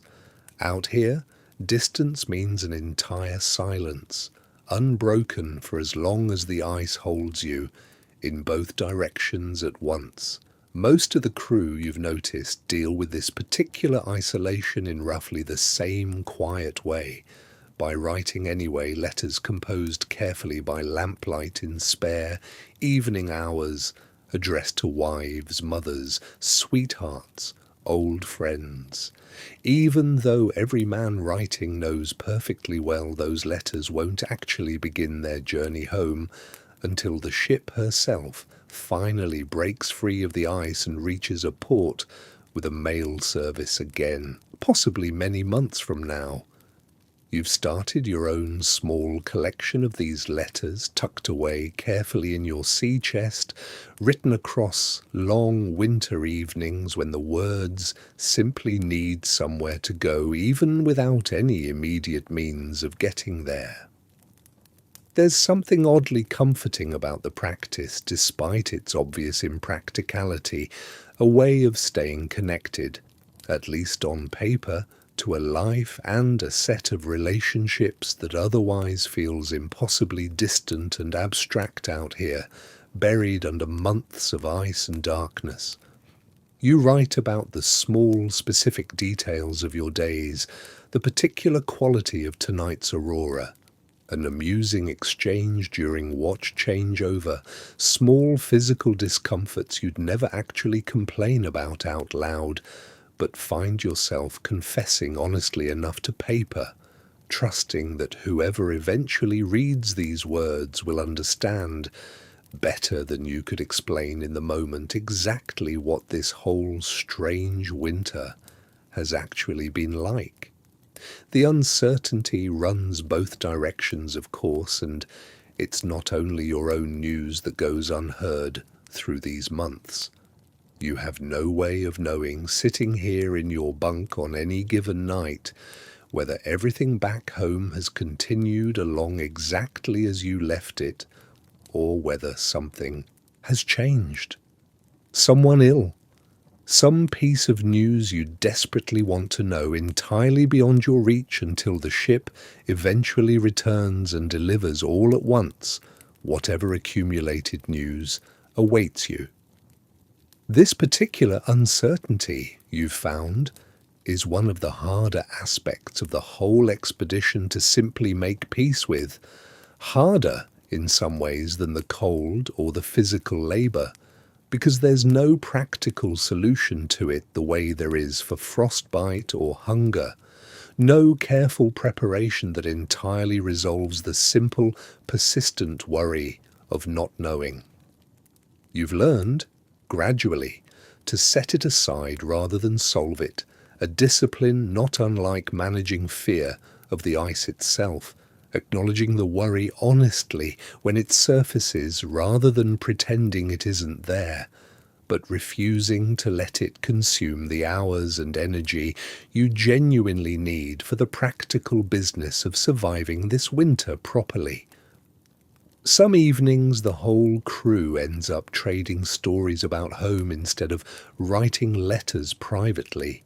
a shared, informal ritual that seems to help almost as much as the private letter writing does, each man offering some small detail of the life waiting for him whenever this expedition finally concludes, a favourite meal, a particular street or view, the specific sound of a voice he hasn't heard in the better part of a year now. There's real tenderness in these conversations, men who back home might never have shared this kind of openness with each other, drawn together by months of shared hardship into a genuine, unguarded closeness that feels entirely earned rather than accidental. You've come to treasure these particular evenings almost as much as the more overtly festive occasions, quieter, more introspective, but carrying their own real comfort, proof that you're not the only one aboard carrying this particular weight of distance and silence,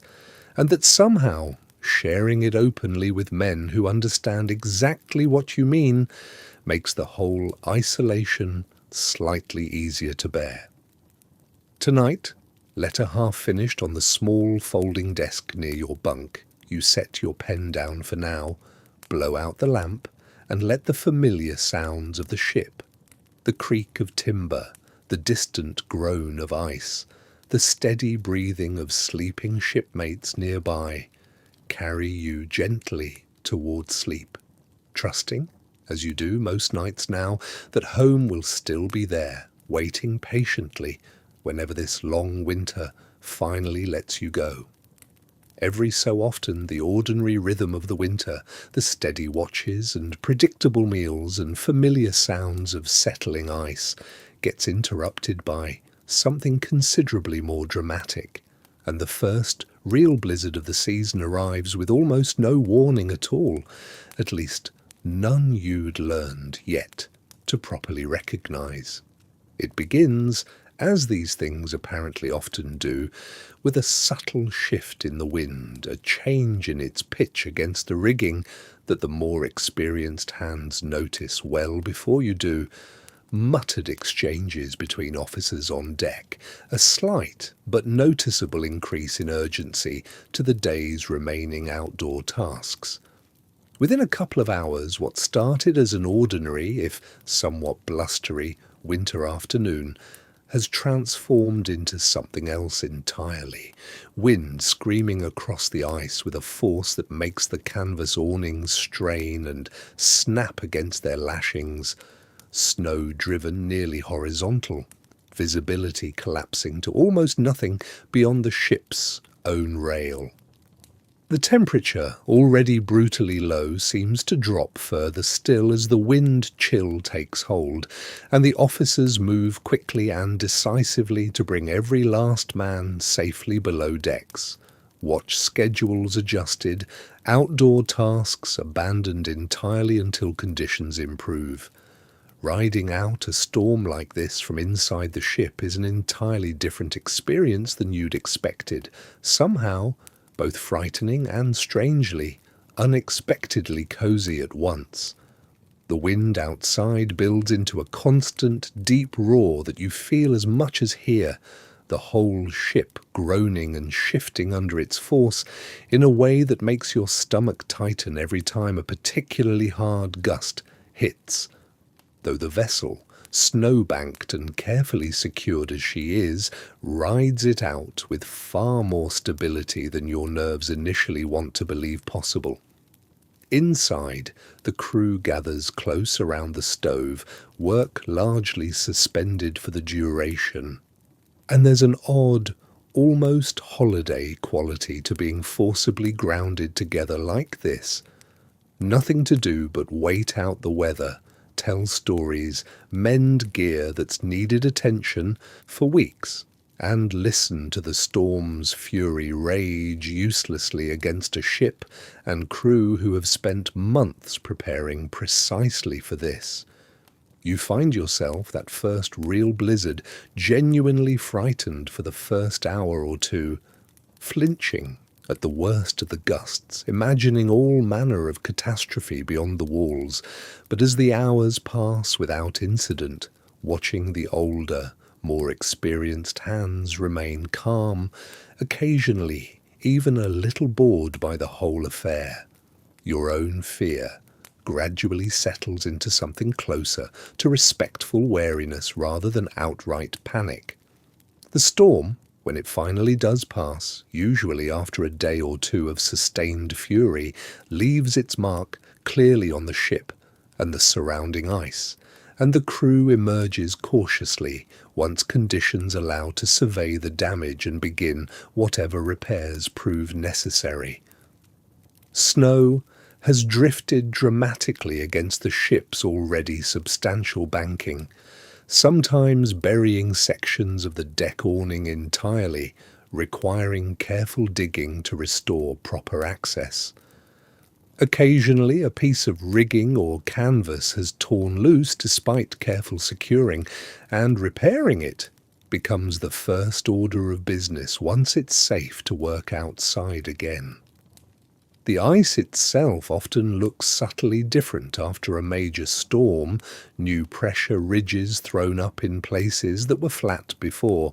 the whole familiar landscape surrounding the ship rearranged just enough to require the crew to relearn, in small ways, the terrain they'd grown accustomed to over the preceding weeks. There's a particular satisfaction, though, in walking out onto the ice after a storm like this and finding the ship still standing solid and secure, snow-banked walls intact, stove still burning steadily, proof made concrete and undeniable by the fury you've just weathered together that all those careful preparations back in the early autumn were genuinely worth the effort they cost.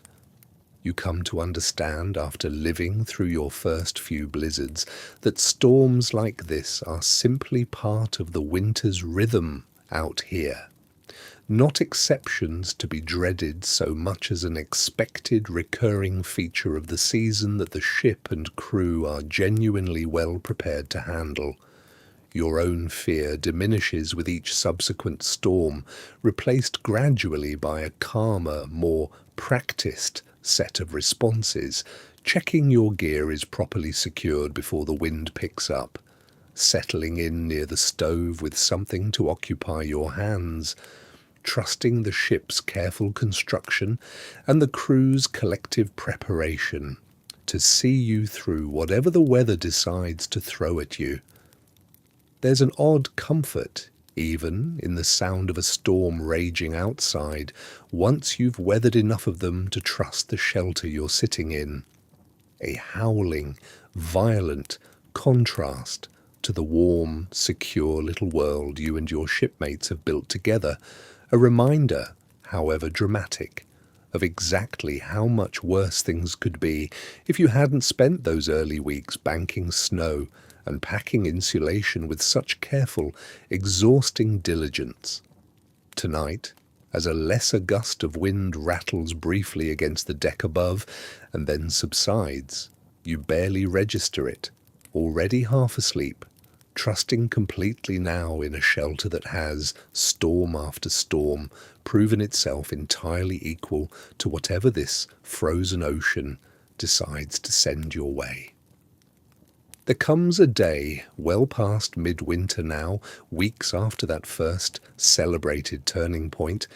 but still deep enough into the season that you'd almost stopped consciously watching for it, when someone on the morning watch calls down below with a note of genuine excitement in his voice that hasn't been heard in months,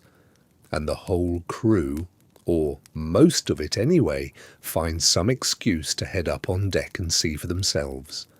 There, low on the southern horizon, barely more than a faint smudge of paler grey against the surrounding darkness, is the first genuine hint of returning daylight. Not yet the sun itself, not for a good while longer, but the first unmistakable sign that it's on its way back, that the long, unbroken darkness of the deep polar night has finally, definitively, begun to loosen its grip. You stand there on deck a while longer than the cold really justifies, along with most of the rest of the crew, simply looking at that faint smudge of grey. And there's something almost disproportionately moving about it, this small, subtle change in the sky, producing a wave of genuine, shared emotion among a crew that's grown so thoroughly accustomed to enduring, rather than celebrating. From that day forward, the change comes gradually but genuinely, each day's period of pale, indirect light stretching a little longer than the day before, the smudge on the horizon slowly deepening from grey towards something with real colour in it, pink and gold at its edges, before it finally, weeks later, resolves into an actual sliver of the sun itself breaking the horizon for the first time in what feels like an entire lifetime. That first true sunrise, when it finally arrives, becomes its own genuine occasion aboard the ship. Something close to a second midwinter celebration in spirit, if not in the same deliberate, planned way, the whole crew gathering on deck despite the still brutal cold, simply to watch, many of you with an intensity that surprises you a little, that first thin golden line spreading slowly across the horizon before the sun itself finally, briefly, shows its full disk above the ice for the first time in months. You find yourself blinking against light that shouldn't, by any objective measure, be particularly bright. A pale winter sun, still low and weak, and yet after so many months of lamplight and darkness, it feels almost overwhelming. Your eyes and your whole body needing a genuine adjustment period to remember what actual sunlight feels like against your face. The ice itself begins showing its own subtle signs of the changing season too, though the true thaw remains a long way off yet, months away, by most estimates, still deep in the future, well beyond what these early signs of returning light might suggest. But the quality of the ice changes in small, careful ways that the more experienced hands notice well before you do yourself. A slight shift in the sound it makes underfoot, changes in the pressure ridges surrounding the ship, subtle signs that the whole frozen landscape is beginning, ever so gradually, to respond to the returning sun, even while the temperature itself remains as brutally cold as ever. The officers begin discussing in the evenings now plans for the eventual spring, for when exactly the ice might realistically be expected to loosen its grip enough to allow the ship to finally move again.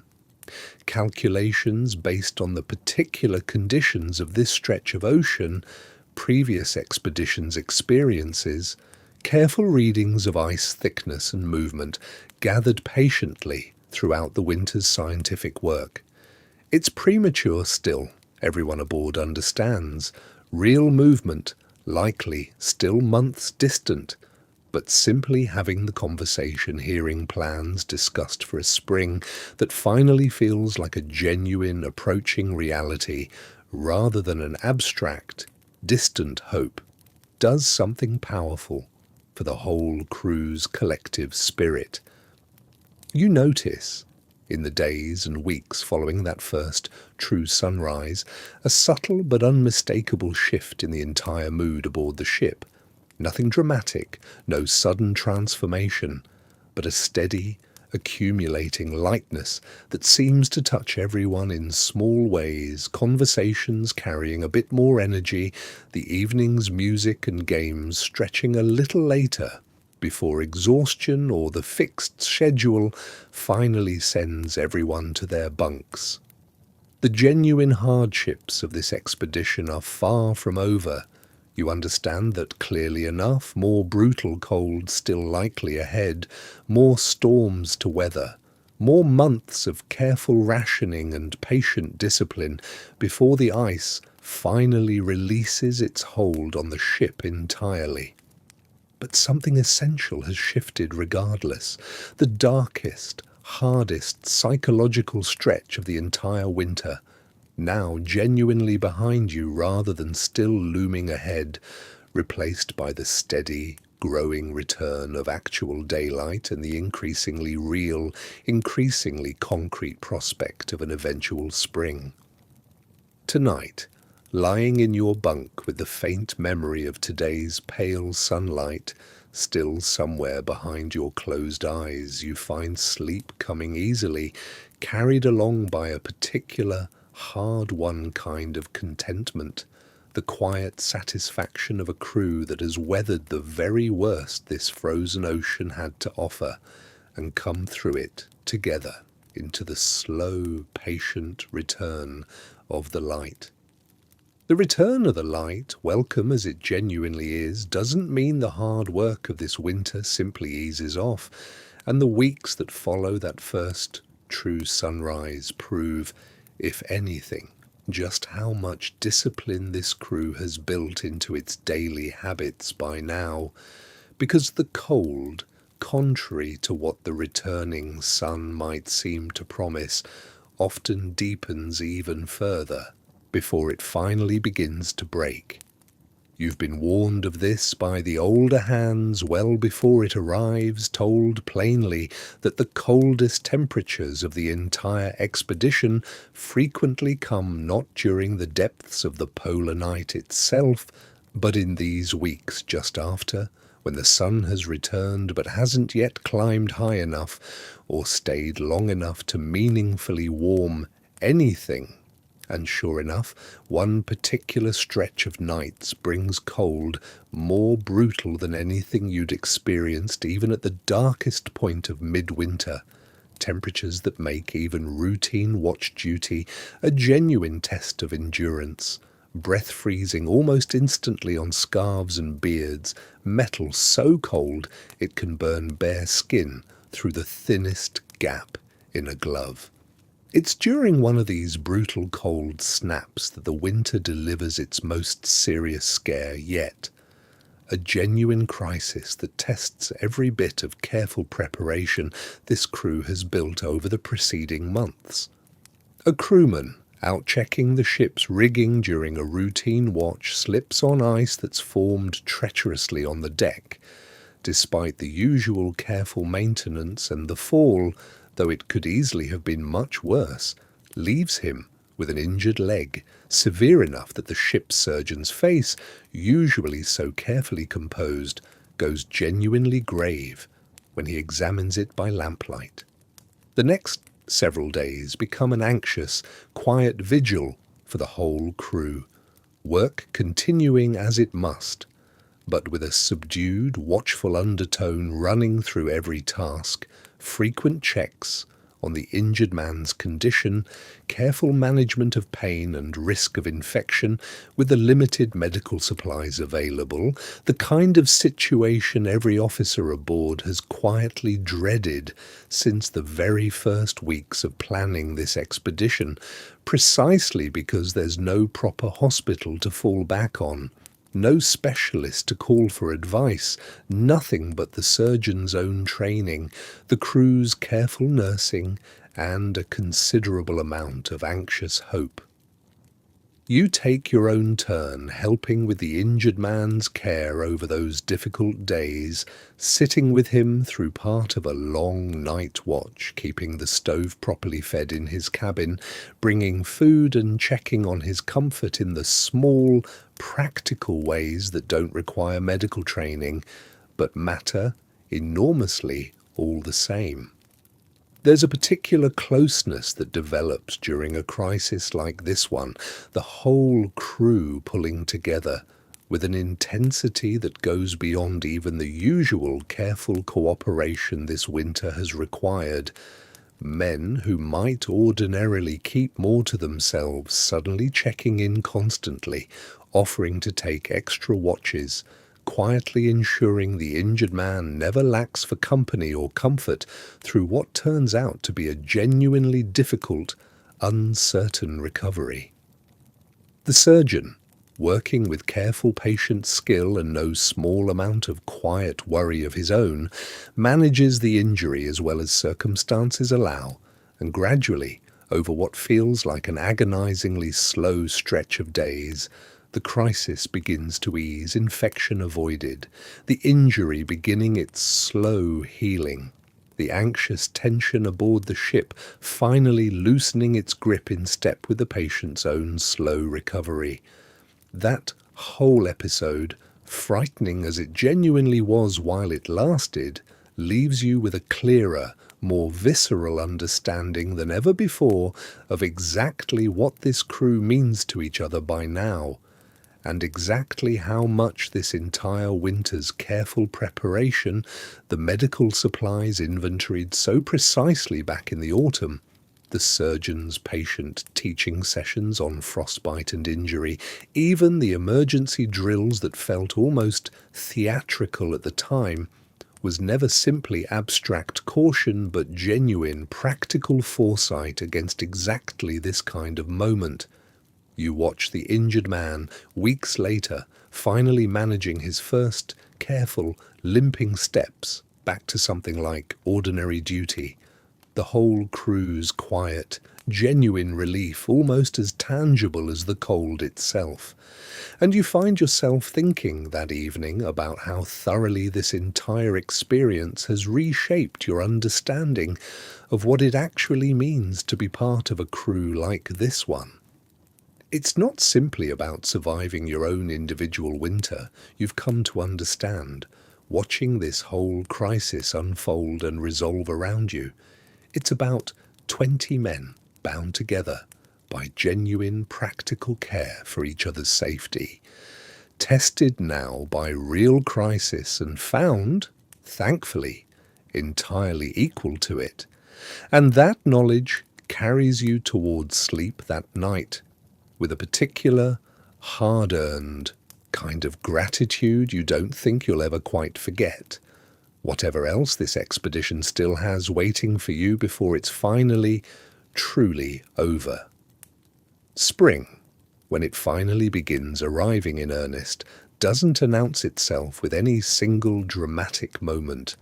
so much as it accumulates, day by day, through 100 small changes that the crew, by now intimately familiar with every mood of this frozen landscape, notices almost before they're consciously aware of noticing them. The sun climbs a little higher each day now, staying a little longer above the horizon, and the quality of light itself changes, no longer the thin, pale grey of those first returning weeks, but something with genuine warmth and colour to it, casting long golden shadows across the ice during the hours you'd spent the whole winter thinking of as the dead of night. The temperature, while still bitterly cold by any ordinary standard, begins its own slow, genuine climb. And you notice it first in small ways. Ice on the inside of the cabin walls forming a little less thickly overnight. The water you melt for drinking requiring a little less fuel and time than it did back in the depths of winter. Small mercies that mean everything to a crew that spent months counting every scrap of coal and every hour of daylight with careful precision. The ice surrounding the ship begins its own transformation too. Subtle at first, but unmistakable to eyes that have spent an entire winter learning to read this particular frozen landscape. Small pools of meltwater begin appearing on the surface during the warmest part of the day, only to refreeze again each night, a slow, patient back and forth that nonetheless represents genuine, measurable progress toward the ice's eventual full retreat. The pressure ridges that formed and reformed all winter under the ice's constant, restless movement seem to shift with a slightly different quality now, less the deep, grinding groan of midwinter, and more something with an edge of genuine looseness to it. The whole frozen sea beginning, ever so gradually, to remember that it's meant to be liquid. The officers spend long hours now poring over charts and previous seasons' records, trying to estimate as precisely as such an inherently unpredictable process allows, exactly when the ice around your particular position might finally open enough to let the ship move again. And though nobody can offer genuine certainty, the conversations themselves carry a different energy now than they did through the depths of winter, practical planning replacing patient endurance as the crew's primary mode of thinking about the months ahead, preparing the ship to actually sail again once that day finally arrives becomes its own substantial undertaking, and much of your remaining time through these transitional weeks gets devoted to slowly, carefully undoing months of careful winterizing work. The elaborate snow banking that's kept the hull insulated all winter needs to be cleared away gradually, careful attention paid to not damaging the ship's actual planking in the process. Canvas awnings that sheltered the deck through the worst of the winter storms get taken down and properly stowed. Rigging that sat coiled and unused for months gets carefully inspected, tested, repaired where necessary, because a ship that's about to trust her survival to open, moving water again needs every piece of that rigging in genuinely reliable condition. You find yourself working alongside the same crewmates who taught you all those months ago how to build this careful winter shelter in the first place, now teaching you, with the same patient thoroughness, exactly how to take it apart again properly, checking and rechecking every detail with a seriousness that reflects just how much genuinely rides on getting this transition right. There's a particular bittersweet quality to these weeks of preparation that surprises you a little, given how desperately you'd have told anyone, back in the depths of midwinter, that you couldn't wait for exactly this moment to finally arrive.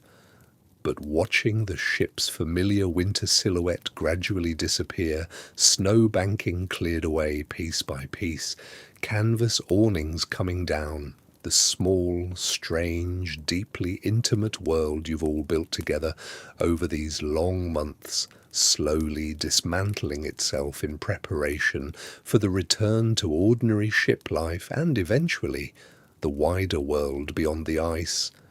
you find yourself feeling something considerably more complicated than simple relief. This winter, brutal and frightening and exhausting as parts of it genuinely were, has also been the setting for some of the most meaningful, closely shared months of your entire life, and some part of you, quiet and a little surprised at itself, isn't entirely eager to see that particular chapter close. Whatever genuine excitement you also feel at the thought of open water and eventual return to everything and everyone you left behind. Tonight, falling asleep in a cabin slightly colder now that some of the insulation has already been cleared away in preparation for the thaw, you find your thoughts drifting in equal measure toward the open sea ahead and the strange, hard-won home this frozen ship has become behind you. The day the ice finally releases, the ship arrives in the end with far less drama than you'd somehow expected after months of anticipating it, and yet it turns out to be one of the most quietly overwhelming moments of the entire expedition all the same. It begins with a sound the whole crew has learned over the winter to distinguish from all the ship's other familiar groans and creaks, a deep, resonant crack running through the ice somewhere off the bow, followed by another and another. The whole frozen field surrounding the ship beginning, at long last, to genuinely break apart, rather than simply shift and resettle the way it has all winter. The officers are on deck within minutes, watching with careful, professional attention as open channels of dark water begin appearing between the breaking floes. And, though everyone aboard understands this doesn't mean immediate departure, ice conditions still needing to open considerably further before the ship can safely move, there's an unmistakable shift in the entire mood aboard. Weeks of careful, patient waiting suddenly given genuine, visible confirmation that the end of this long winter is finally, truly at hand.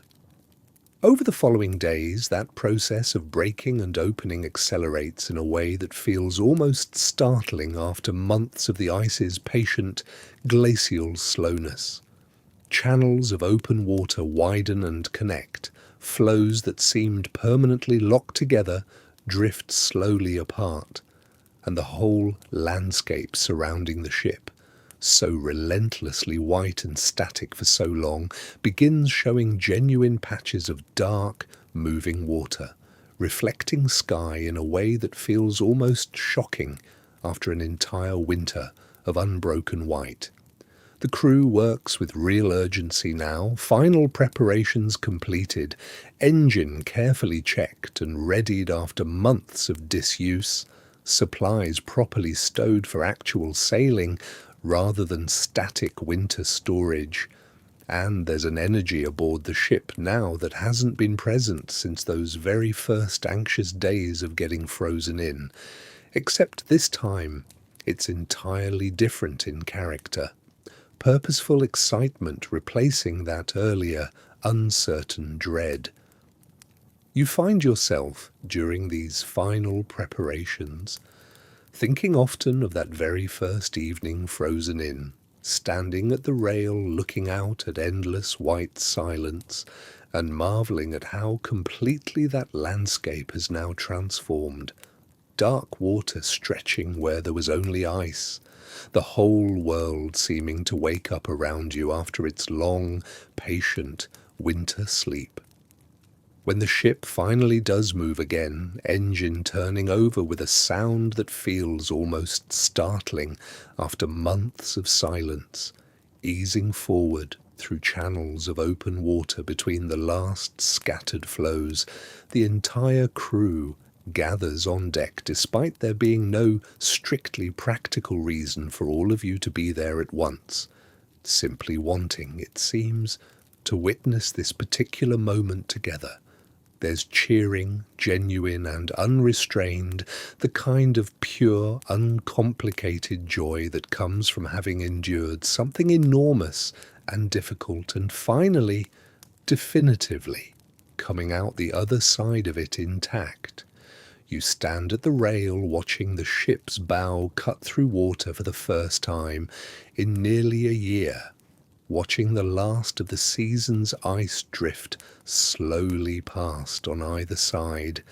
and you feel something that's difficult to properly name. An enormous relief tangled together with a strange, unexpected sadness at leaving behind this particular chapter, this particular frozen world that has, against every expectation you carried aboard back at the very start, become something genuinely precious to you. The weeks that follow bring their own new rhythm, open water sailing after months of stillness, navigation, and proper seamanship replacing the careful, static discipline of a winter camp. And gradually, as the ship makes her way back toward waters that will eventually connect to a proper port, toward telegraph offices and mail and everyone back home who spent this entire winter wondering, without any way of knowing, whether you were safe. You think, often during these transitional weeks, about how strange it will feel to finally send word home after so many months of silence, about the stack of letters waiting in your sea chest, written across countless quiet evenings by lamplight, finally about to begin their own long-delayed journey. But even amid all that genuine anticipation for what lies ahead, you find your thoughts returning again and again to the winter itself, to snow banked carefully against a frozen hull, to fur bedding and rationed coal and the sound of ice groaning patiently against timber through 100 dark nights, to a crew of strangers who became, through months of shared hardship and shared small joys, something considerably closer to family. Tonight, sailing at last through open water under a sky that stays light now for genuinely long stretches, you fall asleep easier than you have in months, carried along by the ship's gentle, unfamiliar motion, and by the quiet, settled knowledge that whatever comes next, you've already survived the hardest part. Looking back on it now from the comfortable distance of open water and steadily returning ordinary life, you find yourself trying to properly understand exactly what this winter actually taught you. And the answer, when it finally comes, surprises you a little with its simplicity. It wasn't really about the cold, though the cold was real enough. Brutal and constant and occasionally genuinely dangerous. It wasn't really about the darkness either. Months without a proper sunrise, though that darkness tested something in you that you hadn't known needed testing before this expedition began. What this winter actually taught you, you've come to realize, was something considerably more ordinary and considerably more valuable than either of those things individually,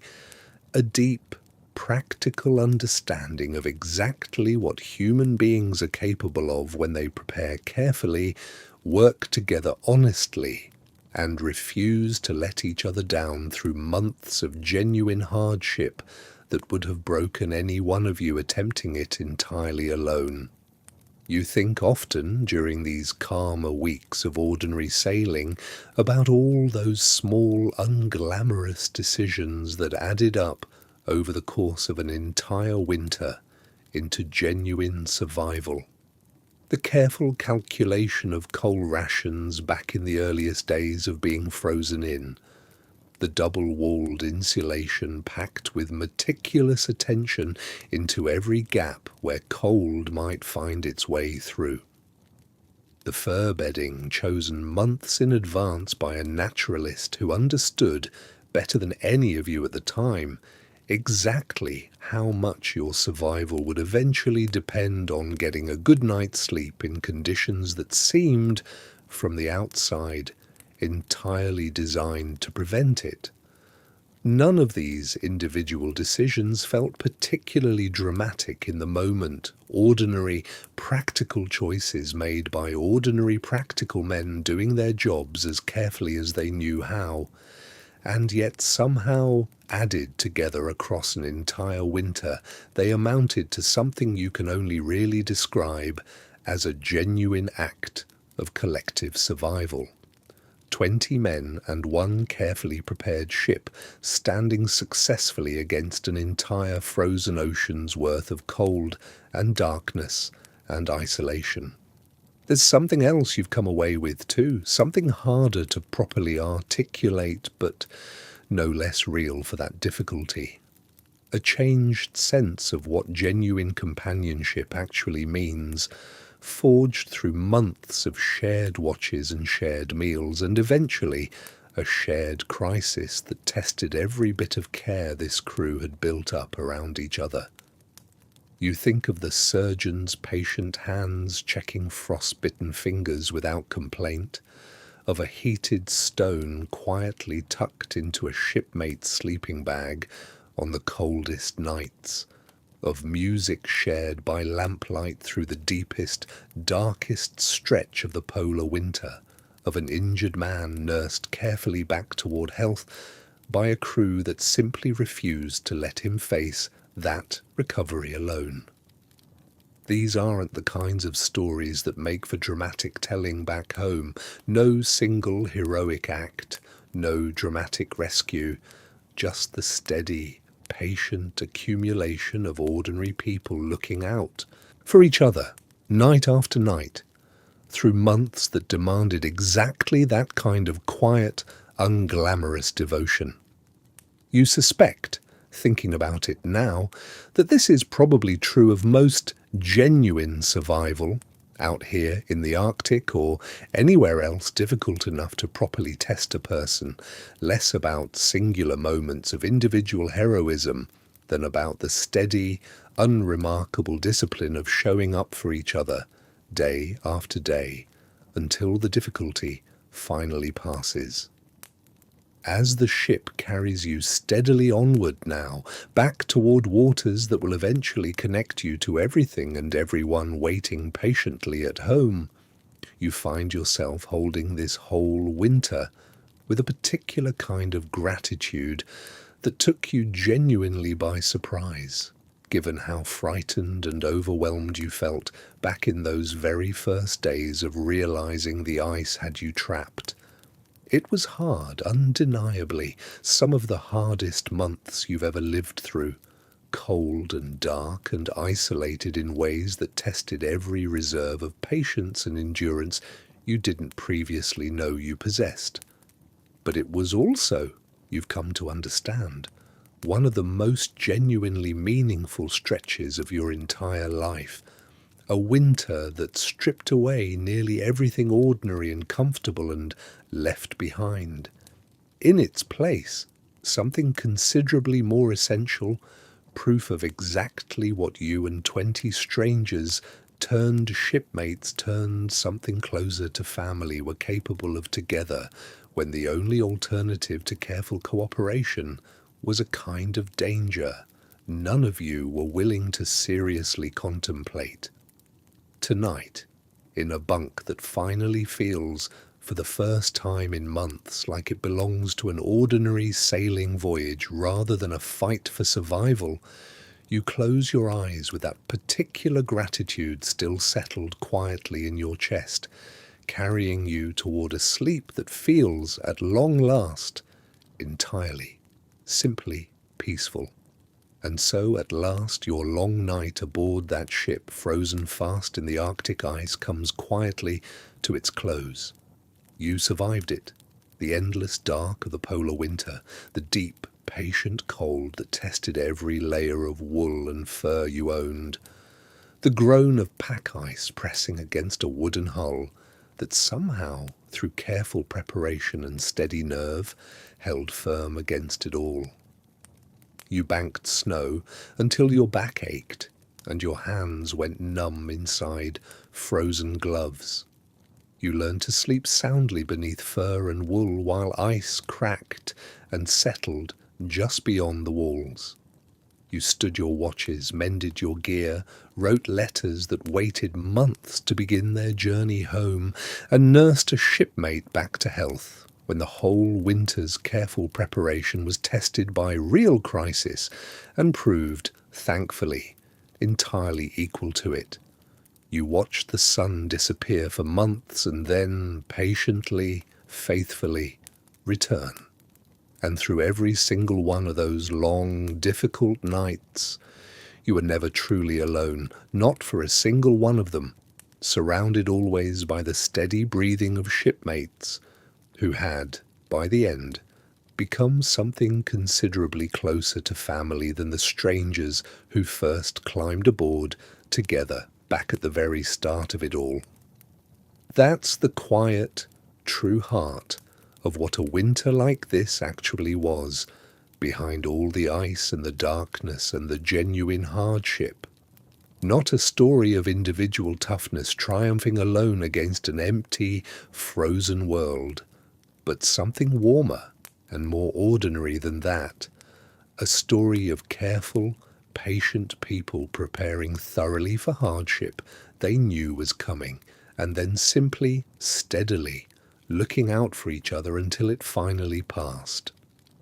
The stove kept fed through the coldest nights, the fur bedding chosen months in advance by people who understood exactly how much rest would matter, the letters written by lamplight to people waiting patiently, unknowingly, half a world away. None of it dramatic in the moment, all of it together, enough to carry 20 men safely through one of the harshest, most isolated winters this frozen earth has to offer. So tonight, as you settle into your own bed, warm and dry and entirely undisturbed by ice groaning against any hull, with no watch to stand before dawn and no coal to carefully ration, before the lamp finally gets turned down, maybe spare a quiet thought for those explorers who once did exactly what you're about to do now, closed their eyes in the deep, patient cold of an Arctic winter, trusting the careful preparations of the months before to see them safely through until morning. They built their small, warm world out of snow and fur and stubborn, patient care for one another, and it held, night after night after night, against everything that vast frozen ocean tried to throw at it. Close your eyes now, if they aren't already closed. Let the sound of that far-off, imagined ice groaning quietly against old wooden timbers somewhere at the top of the world be the last thing drifting through your mind tonight. Let the stove burn low. Let the watch outside walk his last quiet rounds. Let the whole ship and everyone aboard her finally, peacefully rest. The winter is over now, the ice has let go, and there is nothing left to survive tonight except a long, deep, well-earned sleep.